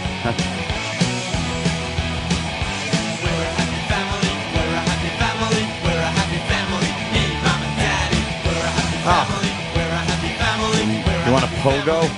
Let's pogo.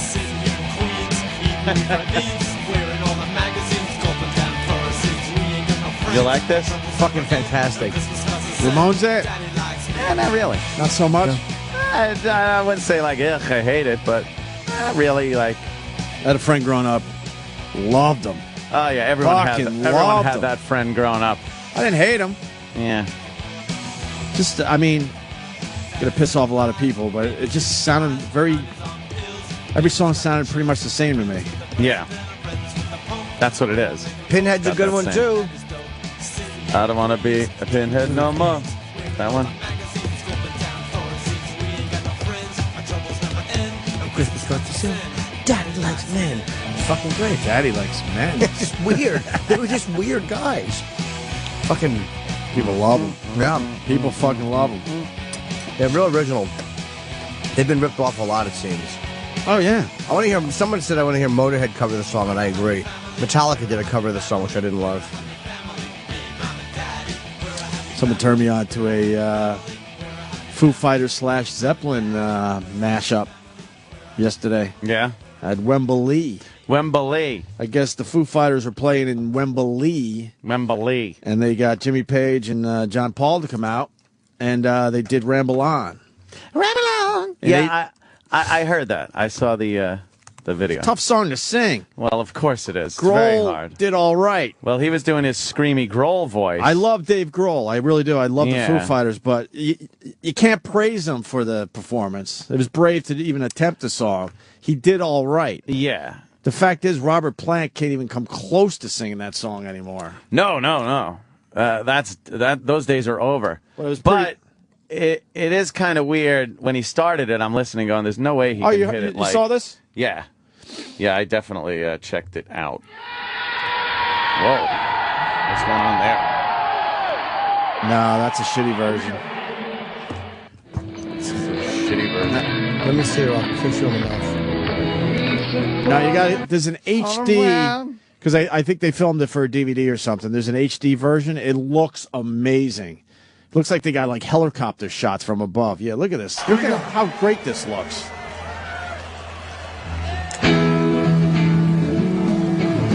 We'll do this later. Steven Van Zandt is entering the studio. Hey, come, bring him in. What's up, Steven? Hey. What's going on, man? Steven. It's about time. Hey, Ben. First time. Yeah. Our paths have crossed a million times. We've never met you officially.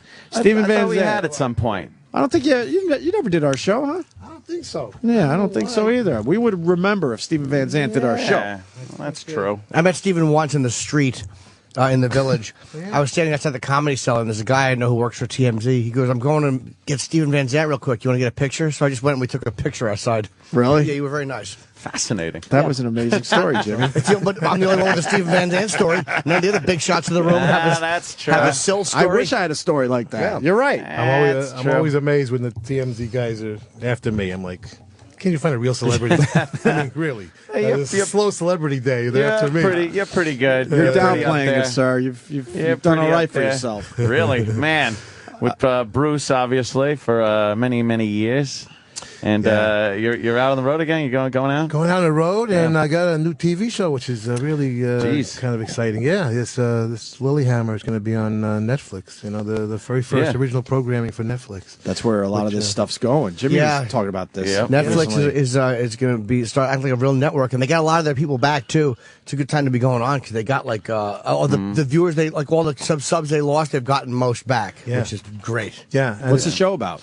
The show, playing a gangster again, and it works. It works for you. He goes in a witness protection program in Norway, and it was a show done for Norwegian television. So it's really quirky. Wow. It's kind of a funny it's not a comedy outright. It's like what we call a dramedy now. But the humor comes from the circumstance and the characters and a bunch of great actors over there. But it's in Norwegian, except for me. You know? The premise is my character understands Norwegian but doesn't speak it. Right. So I speak English throughout. And the rest of it's subtitled, which is really a bizarre thing for Netflix to pick as their first original programming. I give them all the credit in the world, man, because they said, you know what, this show is just cool. Yeah. And it works. And, and they're a little bit more sophisticated than most. They just, they just dig when something's artistically right. They go with it. Has it been hard to get acting work since The Sopranos? Is it like typecasting, or have you not really looked? I haven't looked, and I certainly didn't plan on playing a gangster again. But this writing team came to me, his husband and wife, and said, gangster, witness protection, Lilyhammer, Norway. I said, you know what? That's so crazy. It sounds like fun. Might as well do it. Yeah, right? might as well do it.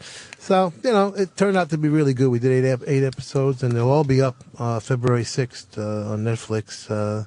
These days, I said to him, we worked a year and a half on this, and it all goes up on one day. Can't we spread it out a little bit? Right? Just give them a little bit at a time. That's the new world, Yeah, people want it right away. Yeah, they're taping shows even when We've talked about it a lot on our show. It's tough to have to wait a week for the next episode. These really days, tough. Nobody waits anymore. No. They'll either tape them and then watch them, you know what I mean? Or this new Netflix thing, which is just put them all up at once. Yeah, absolutely. I like it that way. Yeah. Do your own little marathon. That's one more knife in television's back is the fact that now Netflix is going to do it. Cable's in trouble, man, and so is regular TV. If Netflix starts fucking getting original programming, especially and it lasts. On demand when you want it. That's what it's all about. I don't want to wait anymore. Yeah. Remember the old days when I saw Planet of the Apes in the movie theater in 1968 when I was a little tater tot, and then I left the movie theater and went, I'm never going to see that movie again. Because you had to wait until it was on Channel 5 in New York, and it took years, Well, how did you feel when it came out on DVD? You're like, wait a minute. Now I can see whatever I want. And then I don't watch it. But then I don't watch it. I don't know what the hell is going on. Are you a little higher echelon in organized crime in this one? Well, yeah, I was. No, in real life, we're asking. I've stretched from consigliere to underboss, and he was supposed to be the boss, right? And they put the wrong guy in, and the guy tries to whack him, which surprises him because he gets along with everybody, He's one of those guys. He's more outgoing than Silvio in Sopranos. He's more of a boss type, Yeah. And he's just so shocked that they tried to kill him that he doesn't want to go to Utah or Arizona. He's like, I'll take Norway. Get me out of here. Really? Get the hell out of there. Yeah. Okay. And then he immediately goes into denial about the whole thing and just starts making moves on Norway. Oh, right. So it's kind of it's kind of like Sammy the Bull when he gets out. It's like Gravano. Only more Based on so. Gravano, because the Norwegian culture is quite different. I mean, they really are. They're very straight. They're very conservative. There's no crime, really. Right. You shot it there? Yeah. How was that? 6 months. It was a trip. What do you like about it? I got into it, man. You have to get into like cold weather. I tell you that. Like 10 below, 20 below. Were you skating on the rivers? Outside. You're outside That's a lot. crazy. All locations, and you have to get into that snow thing. They're just different. I mean, but you're shocked by how the infrastructure holds up compared to us. It shows you how bad our country, what kind of shape we're in. We get 3 inches of snow, we lose Connecticut for 2 weeks, right? Right? They got 6 feet of snow. Okay, airport never closes. No cars on the side of the road. No power outages. Right? Yeah. Nothing. 6 feet of snow. They just keep living. That's just normal life for them. You know what I mean? That's a regular day. But they're tougher people than we Yeah, are. you have to be, right? They're tough. You have to be. Oh, yeah? So you have to, man up over there. Yeah. Hello. Well, they don't have, celebrities. They're not big on, they're very nice to me, but they're not, they don't cater to celebrity. It's not like here, it's royalty. No, there's no. Did they know you there? And if they did, was it from The Sopranos or from Bruce? We're both things are big there, actually.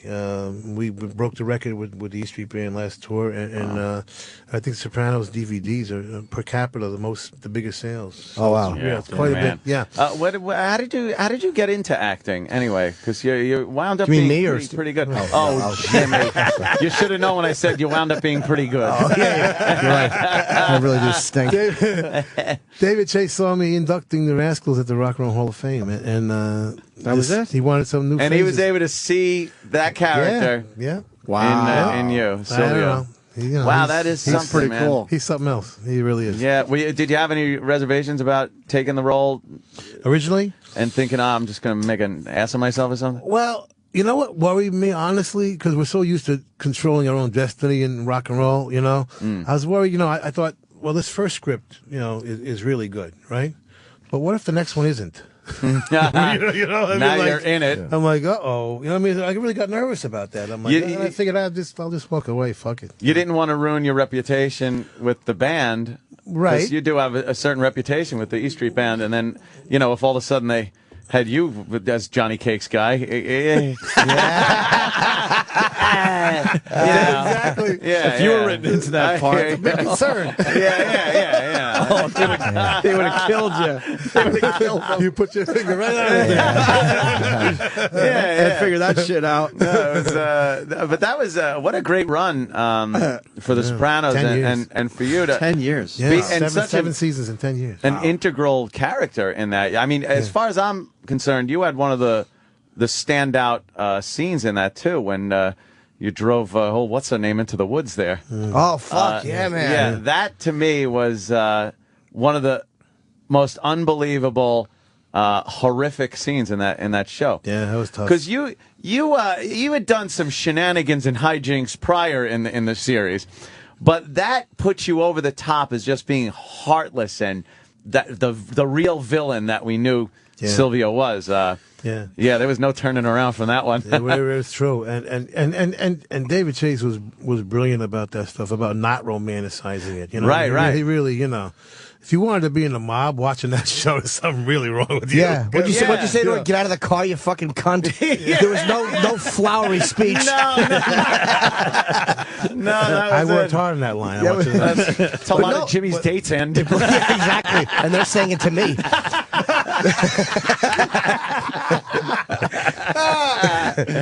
What is it like on the set after Summer? Because she had been that was the end of the 5th season, I think.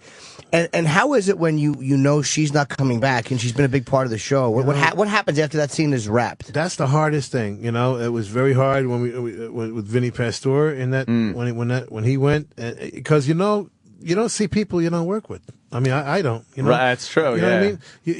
You're working all the time. I don't socialize that much, so you're not going to see him again. Literally, and it's quite depressing at the moment. So it fits in with what's going on screen also. But personally, you feel like I'm going to miss him. Yeah, it is one of those things. And we've had those experiences in the shithole of entertainment that is radio, where you're in entertainment. You're doing a gig and.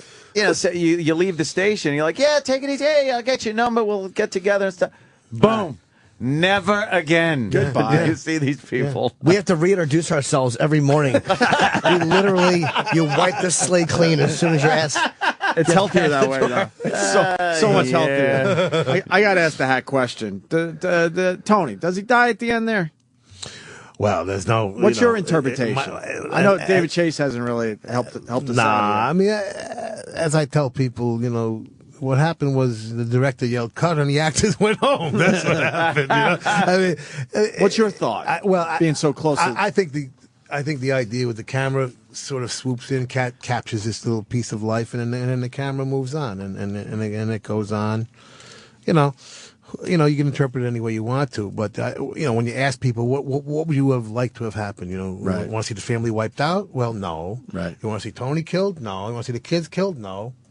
Well, what's your ending? You know what I mean? What's a better ending? Well, nobody can really come up with it. They sure made it dramatic with Meadow not being able to park, though. Well, dramatic is the but it was over the top dramatic. Like, holy shit, get inside there already. And then it just ends. Yeah, I like the ending now. It was shocking. I thought it was brilliant, honestly. At first, I hated it. In hindsight, it really was great. But now that you sit with it a while, you're like, yeah, right on, man. I kind of like that. Yeah, it was definitely different. Yeah. How far in advance would you know? Like mentioned the Adriana killing scene. How far in advance did you know this is what we're doing? Would they actually literally? Would you get the script weeks in advance, or would that piece be hidden until day of? You get you'd only get a script maybe the week before, but if you're going to be killed, David would have that talk. Oh boy, a few weeks. It's your earlier. turn. Yeah. A few weeks earlier. You might want to. We joke about it. When David asks you to lunch, it's not a good thing. Oh, really? You might not want to buy that car. You might not want to. Yeah, exactly. Oh, shit. I just found a house, great to lease. I don't know if you want to buy. Yeah. Pretty close to airtime. You get that information. Well, Vincent Pastore came back a lot, at least. I mean, he's like the most lived-on, killed character ever, because at least he was back in all those weird flashbacks and all those ghost things and with the talking fish. I mean, so he kind of stayed alive in the series, at least, as an actor. Yeah, that's true. But it's got to suck to realize you're in episode 2 and then episode 11, when you were a regular for the first 2 years. How did you swing the band and the show at the same time? Yeah, You must have been working your ass off. Starting with the second season, I was doing both, and David was nice enough to put my scenes on the days off of the tour. He didn't turn to you and go, "Oh, if you want to play with your little rock and roll band, we got some important stuff going on here too, Steven." Just downplay. Yeah, totally downplays Bruce. How long do you think that could possibly last? I'm not going to say he was thrilled about it, all right? But it was wonderful that he would do that because he was a music fan, obviously. He was torn between the two, being happy for me and at the same time, he says, I just gave him a new career, and he's walking out on me already. But that had to be exhausting, though. You're flying in just to do your scenes and then back on tour with Bruce from L.A., from France. Oh my God! For what? Just a day, 2 days? 1 day. 1 day. You come in, you say, "Fuck you." We get back on the plane. Yeah. We need you for a quick fuck you. Yeah. Was it easy to get back into character doing it that way? After being on a plane that long and coming out and having to say fuck you. Sure. He probably meant it. It's probably the first thing he said off the plane. Fuck you. Wait, the cameras aren't rolling. David Chase is right there at the airport. Wow, damn, man. So it was a couple of years of doing both, so it's exciting. I mean, it ended up, I think it limited what my character was written. I couldn't get into plot lines that deeply because they were always nervous that I wouldn't show up. Wouldn't be able to make it. Didn't you have them create that character because they wanted to give you another character? Be like, I don't want to take that from an actor, so yeah. That's true. I started feeling guilty about taking an actor's job. I said, these guys work their whole lives. They do, all these schools and off Broadway and whatever. And there's a guitar player coming off the street. I don't want to take a guy's job. So he wrote me in the part. Yeah. Wow, damn. No, we have a guy. Roland should be in here because we have. Roland is. The guy that walked you down? Definitive Bruce fan. Yeah. He's kind of creepy and weird, and he probably mumbled a little bit. I think he's seen more of your shows than anyone I know. We haven't found anyone that has went to more Springsteen shows than Roland. Yeah, maybe you would know the answer to That's it. scary. I don't know. Roland, how many? Look at you. He's wearing the shirt. Roland. Roland, you're embarrassing everybody. Don't take any shit, Roland. I love your Taylor. That's right. Good one. How many Springsteen shows? How many Springsteen shows? 250. 250. Is that up there? That's more than I did. Wow.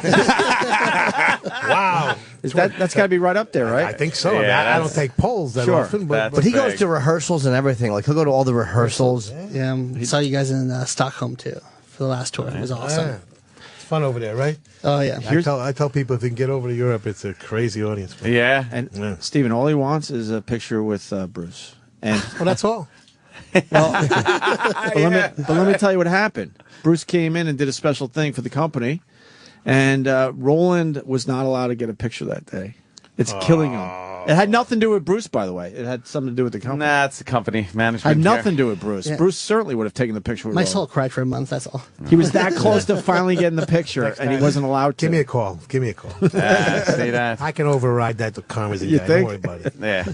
You know where a good way to get Bruce picture is? On the elevator in Minneapolis when he's running up from the workout. Oh, follow him onto the elevator. That worked well for me. You creep. Couldn't have been fucking creepier. Oh, God. Couldn't have been creepier. We walked by him and then we doubled back and got on the elevator. Oh, hi. What a fun.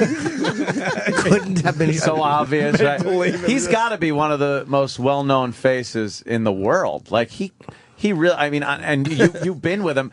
what is it like to have that type of fame where you really can't even go around Jimmy? Shut up. Oh, yeah, Jimmy was going to pull his. He was going to pull his. Well, Anthony. I want to know. But whatever. You want to ask the guest? I understand. Fair enough. It's a pain in the ass. It can be. Yeah, you know, huh? it really to be that big. I mean, you know.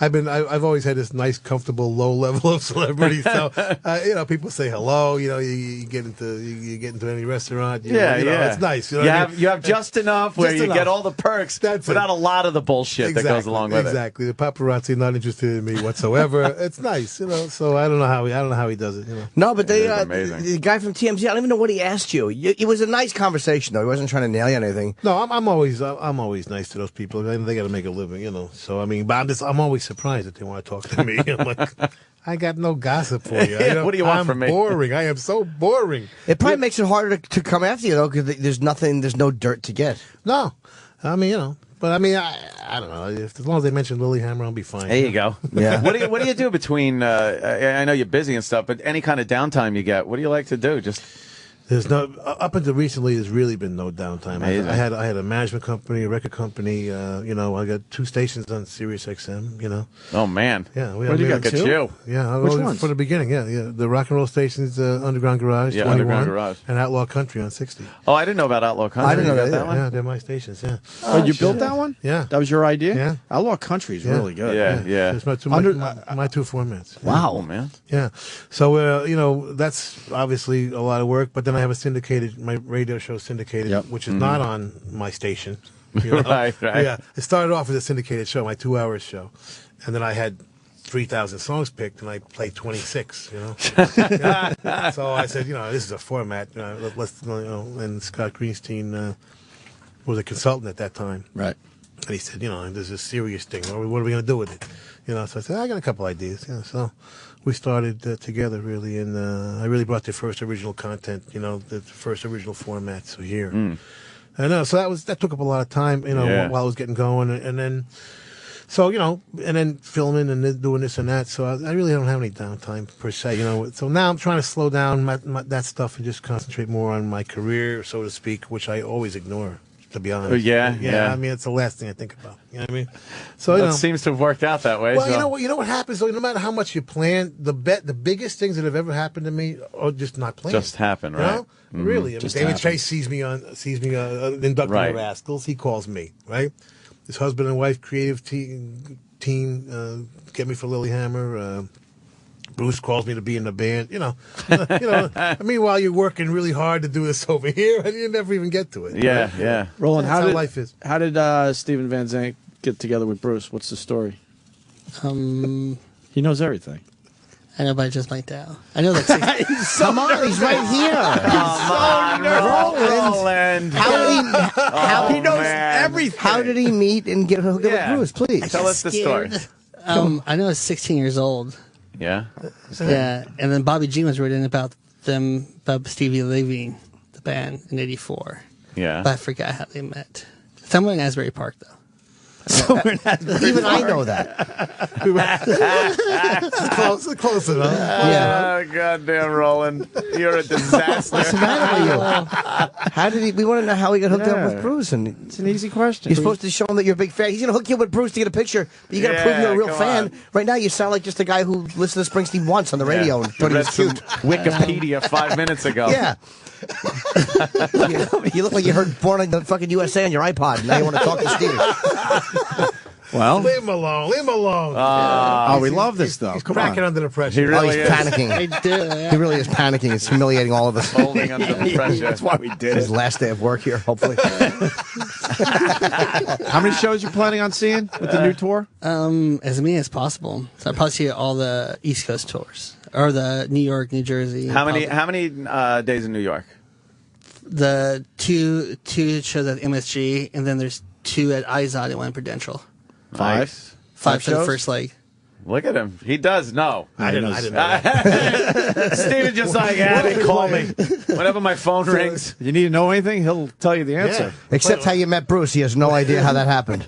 My mind blanked. Oh. And my head is like, Bruce. And then nothing. How do you keep it exciting on stage from playing a lot of the same songs You know what? First of So all, many years. right from the beginning, we decided to not have a set like most people do. We change the songs every single night, which is unusual That to helps, begin with. Yeah, right.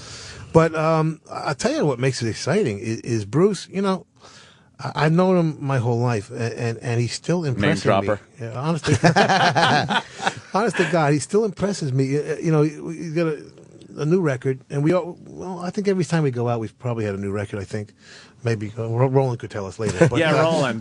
But you know, you're not going out as a nostalgia act. In other words, you know what I mean, which I could see becoming really a bore. You know, Right. And we've just never done that. I mean, Bruce's writing is vital. You know, he's like 16 years old. I mean, you know, he's 21 years old. That's you know an what I mean? old school way to do things, though. Before you tour, you put out a new album, and that's what bands used to do. But then there's token records you put out and records that really are high quality. Right. And that's what this guy has never stopped writing like it matters. You know what I mean? And I love that. I mean, it's really honest to God. It impresses me, and I've known him forever, that he could still maintain that level of enthusiasm and quality. And, you know, he doesn't have to at this point. You know what I mean? Who at that stage of the game, you know. Right. That's interesting. You said that too. He doesn't go out as a that. nostalgia act. It's always doing new shit. So for the band, it's exciting to go on stage and play the new stuff. That's it. There And- are some and- bands that can do that, and others that just they're nostalgia acts, and that's Well, it. I think if you do it early enough, your audience adapts to what you're doing. We have the greatest audience in the world. We really do. I mean, they accept the new stuff every look at single 'em. time. You know, There's you know. your audience right Yeah, there. yeah, there he Is that great? Especially when you did album shows was the best. The which one? The album shows. Oh, the whole album. Yeah, don't try to understand them. Who started the album show concept? Was it you guys? Because now everyone's doing it. maybe. Yeah, We- they first you guys first started, then everybody Yeah, started maybe. copying. You two starting to do it, I think. I know Steely Dan did it. Kiss did it once. Kiss They did did a it. different album every night. What a great idea, though. You do the whole album, and then you got your encore to play some other stuff Yeah, to yeah, it's a cool idea. bring it all You know, together. my favorite Springsteen song is. It's a weird one. Is Youngstown. That's my favorite one. Yeah, why? It's a good one. It just is. Sorry. I don't know why. It just hits me. Yeah, but you know, they made bullets and stuff and bombs. Youngstown. Who sings about Youngstown, Ohio? That's the beauty of it. That's the beauty. Nobody's ever thought to sing about that shithole, and he wrote an amazing song about it. Was he? Did he ever see Youngstown though? You think? No, he might have. Did I know? Might He drove might have. through or something? I don't know Bruce, what. Bruce will get around to the whole country eventually, Yeah. every city. But it makes it It's funny, interesting. though. But you know what? And that is the genius of Bruce. And I saw the same thing actually happen with David Chase, where they take these little small stories, you know, that you would think no one's interested in, right? You know, and these little details in that small story, you know, and those end up becoming universal. You know, that somehow there's Yeah. a universal truth in that little story, that little town, you know, that no one would write about. You know? And I saw it happen twice with those guys, and I actually, as we were writing Lilyhammer, I kept that in mind. Actually, I said to them, because I knew it was going to be the first Norwegian show that could possibly travel. Because you know, you never see something from Norway. You know, No. the whole country's a big mystery to everybody, which is going to make the show more fun. And I said to the other writers, you know, I became one of the writers with them, and I said, let's make sure it's as Norwegian as possible. Okay, don't make it diluted to be more international. Let's make it more Norwegian, you know, because I watch it happen with Bruce and with David Chase, you know. Right, right. you know what I mean? The more particular and eccentric it is, somehow the more universal it becomes. I don't know why. Because it looks different. It looks different than everything everybody is used to. Yeah, you know, you don't. And this show in particular, you don't know where it's going. You can't predict where this show's going. I mean, because you know. And the nice thing about speaking English in a subtitled show, which is just an experiment, really, you know, it's different than a typically subtitled show because you get sucked in because you become that character more readily because you speak in English. Right. You know. How hard is it for you to act with other people within the show when they're speaking another language? It's tricky. It's tricky. Yeah, I if don't I wasn't doubt one it. of the writers, it would have been really. Oh, okay. So you know hard. what they're saying, but I know what I think they're just saying. based on They're probably saying, "Look at this fucking asshole over here." They call this guy a prick in every single show. Yeah. He has no idea. It says, "Yes, I am." And they just shit on his guitar playing, but he doesn't have a guitar. It's so weird. Oh my god! Yeah. Oh man, that would be bad. That would be bad. Joke's on you. A whole fucking show. Lilyhammer was Winter Olympics, right? Was there? Yes, that's what the premise is. The guy was watching the '94 Olympics and 94, fell in love okay. with it, you know. And then he realizes when he gets over there, he hates the cold, he hates the snow. You know, what the fuck am I doing over here? You know. But it was a cute idea. It really was, and it works. It really works. That's nice to see it on Netflix too. Is that the first piece of original programming? Yes. Yeah. Which is really, I'm so impressed by that. I'm not kidding. To do that as your first show is like, it's like a real quirky, weird show. Right. And they were like, we're down. We love this. Now, did they? A technical question, but did they actually produce and finance it, or did they say just bring us a finished product?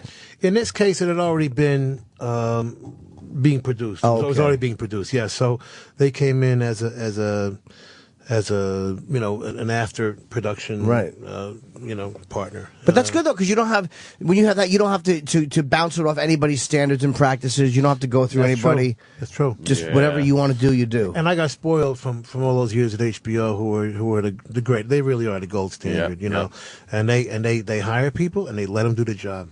They're not bugging them every day with notes and all that bullshit you get. You hear the nightmares at networks. Where it's just not like that. Twisting your idea around until it doesn't even resemble. And diluting until it becomes bullshit. And people wonder why these things don't work. Yeah, The Sopranos was one guy's vision. You're seeing. That's David Chase right there. When they shot Lorraine Bracco and James Gandolfini, did they ever shoot them separately? Because a lot of times it looks like you don't ever see them in the frame together. They just go from Tony to Dr. Melfi and back to Tony, or they actually always were there together. No, they were always there. This group of actors was a remarkable group of actors. I mean, they just helped each other and were supportive of each other. You hear about stories where that's not true. Yeah. The most famous one is on the waterfront. Marlon Brando and Rod Steiger. And Rod Steiger talked for years about that prick Marlon Brando didn't stay for my close-up. Brando just didn't respect him. That's one of the great scenes of all time. You would never know it, But when Rod Steiger's talking, Marlon Brando is not there. It's not even there. Shit. Yeah.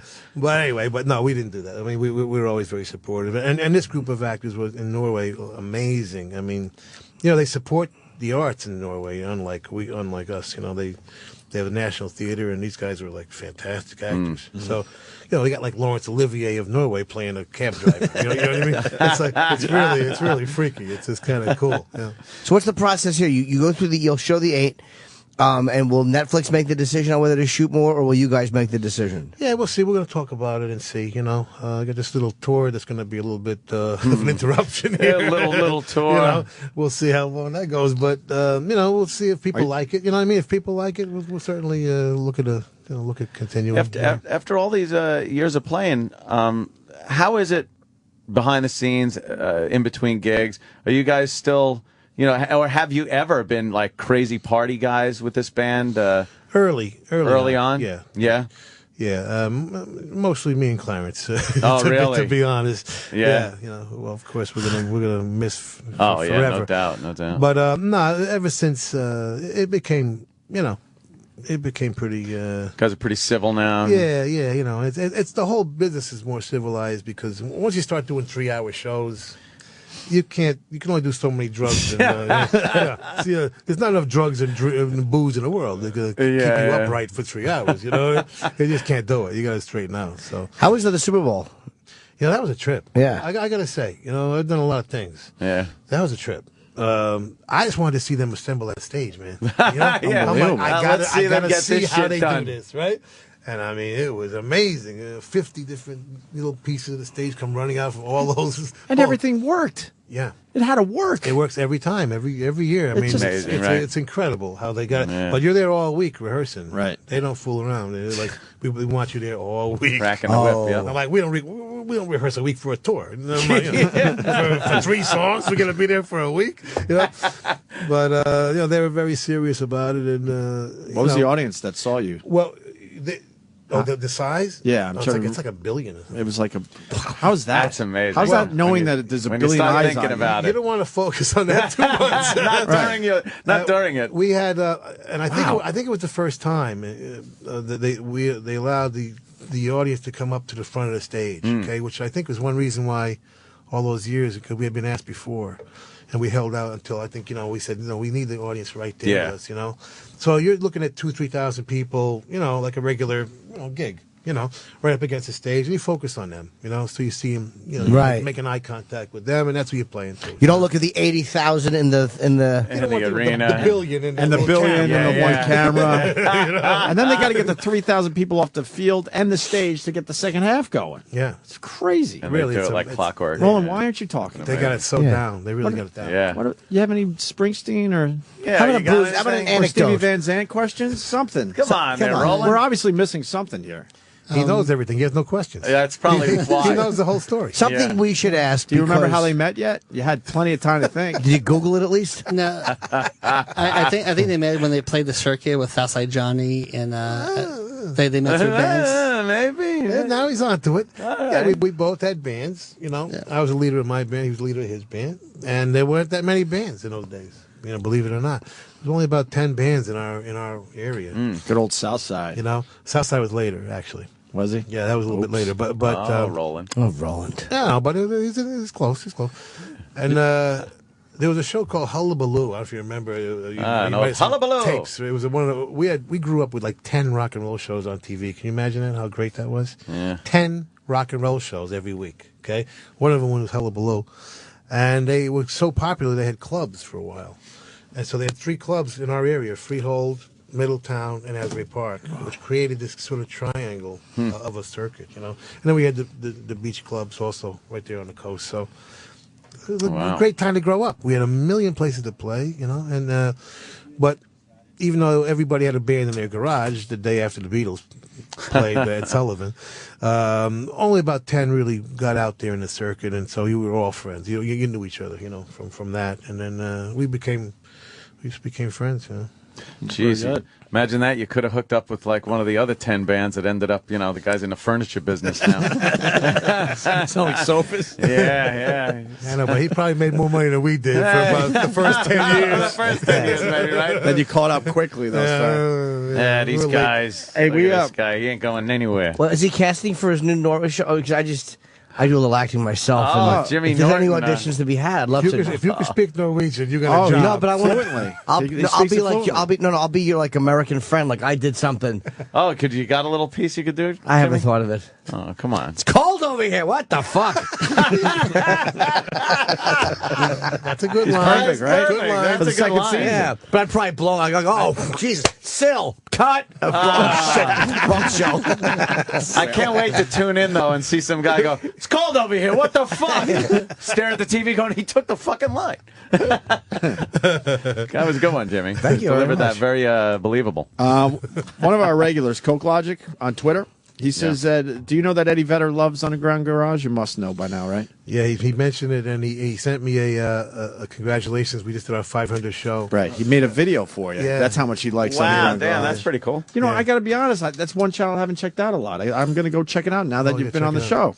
Yeah, the Underground Garage, we decided to do, it's the only place you can hear all 60 years of rock and roll, but at the same time, the coolest new stuff. Right. People don't realize there's a whole lot of new rock and roll bands That out just there. doesn't have a place. There's no place except It's our real format. hard to get Even- new music out there. Yeah. Even you must be torn because even though rock radio's been great to you, obviously with Springsteen, you must hate it too because you know there's a lot of bands that just don't have. There's no spots for them to get exposure. You know what? You just adapt to what's going on because my syndicated shows are on the biggest. But for classic- many years, you didn't have that. You didn't have satellite radio. You didn't have the internet. We were stuck Well- with what they threw on the radio. Well, that was it was tough. You're right. It was tough for new artists to get heard. I mean, it still is, is. But Getting that's better. why that's why satellite is important. I mean, it's the only place you can hear Frank Sinatra, right? Yeah. Where are you going to hear Frank Sinatra? You know, Yeah. you know what I mean. So it's Grandfather's house. It was important for this to be for this to exist. Really. Yeah. Sirius XM is going to be where the history of music, I think, is kept. You know, as You a know what archive. else? There's really no live venues anymore for live music. Not nearly. You're right. The infrastructure has changed. I mean, it's disintegrated. I mean, like you were talking about years ago, there were plenty of clubs that just had live music, and it wasn't. There's a PA in there and lights, and it was made for live bands. Yeah, went out of fashion. You know? Yeah. It became too expensive. I don't know. When did you notice them starting to play the same repeated songs over and like what I'm sure with you guys you had such major hits. Would you be annoyed that they would only play certain songs where you're happy they're playing your stuff, but you're like, God, there's a lot of other great stuff that they're just ignoring. It was a slow process that started late 70s, I guess, and and just kept getting more and more conservative. I guess it works, or else they wouldn't do it, right? You know what I mean? Couldn't work that great though. Or this place wouldn't be as successful as it is. They fucked themselves in the end. People finally got sick of it. Radio stations weren't willing to take any chances after a while. And I said it to my, I have this discussion with my own affiliates sometimes. I'm like, like a couple. Ray Davis put out a solo record a few years ago. His first solo record, the lead singer of the Kinks. I said, you play the Kinks, every hour. This new record is terrific. It sounds the same. It's the same lead singer, right? But people wouldn't play it. What the fuck is that about? Isn't that weird? It's just I don't know. There's no explanation for it. You have to go. We're hearing, but you think rock is dead? A lot of people say that.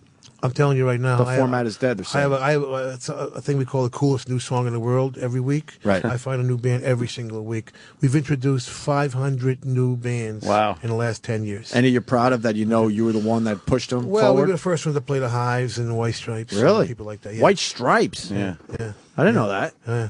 Yeah, well, there's no format for that stuff. No.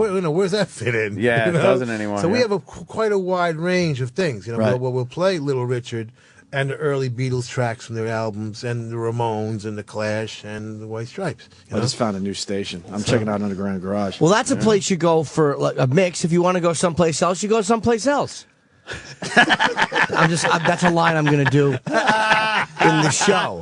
Not about the radio. The other place would be Outlaw Country. The other place is about like I'm in hiding now. So you want to come here? You go, that was an audition for the show. Lilyhammer. I'm just being natural. He's auditioning for Lilyhammer on Netflix. Squeezing in my own lines. Lilyhammer, Netflix, February 6th. Stephen Van Zandt. Yes, February 6th. Yeah, all 8 episodes go up. You can just watch them over. Yeah, it's so great though. That is what you do. Practice your lines. And it'll be good. Last question. Last question, Roland. Before we say goodbye, Stevie Van Zandt. I'm just looking forward to the album and tour, though. That's What a statement. That's not a question. Something you always wanted to know, or I don't know, something about the new record, the tour, what, anything. He knows it all. I'm telling you right now. What do you got? One question. Come on, Roland. One interesting thing. His favorite ice cream. I don't care. This guy right here. Let's go. I know what you're wondering. Who's my new sponsor on my syndicated show? Victory Motorcycles. Thank you for asking that. Victory Motorcycles. I appreciate that. They joined the Hard Rock Cafe as my loyal sponsors. That's great. I get friggin' Steven Singer 8,000 times a day, and you get Victory Motorcycles. Great. We want a beer company. I think this show's made for beer. My Kingdom for beer sponsor. We're not going to let you off the hook. One question. Roland, go ahead. Let it rip. You're wasting Victory Motorcycles website. What? What's Victory Motorcycles website? Victory Motorcycles. I wish you could speak. Victory Motorcycles. They're a really cool new bike. Plug Steven's show at least. Give him a good plug because you love him so much. Plug at least Lilyhammer. February 6th on Netflix. That's it. How many episodes? 8. There you go. And how many can you get at once? All Ocho. Very good. He thinks that's Norwegian, and you'll put him on the show. And Underground Garage, which I just got turned on. I'm checking that out. And cool. Outlaw Country, which I do listen to from time to time already. Cool. Hey, it's about time. We've been wanting to talk to you forever. Thanks, man. Stevie Van Zandt, everyone. Love it.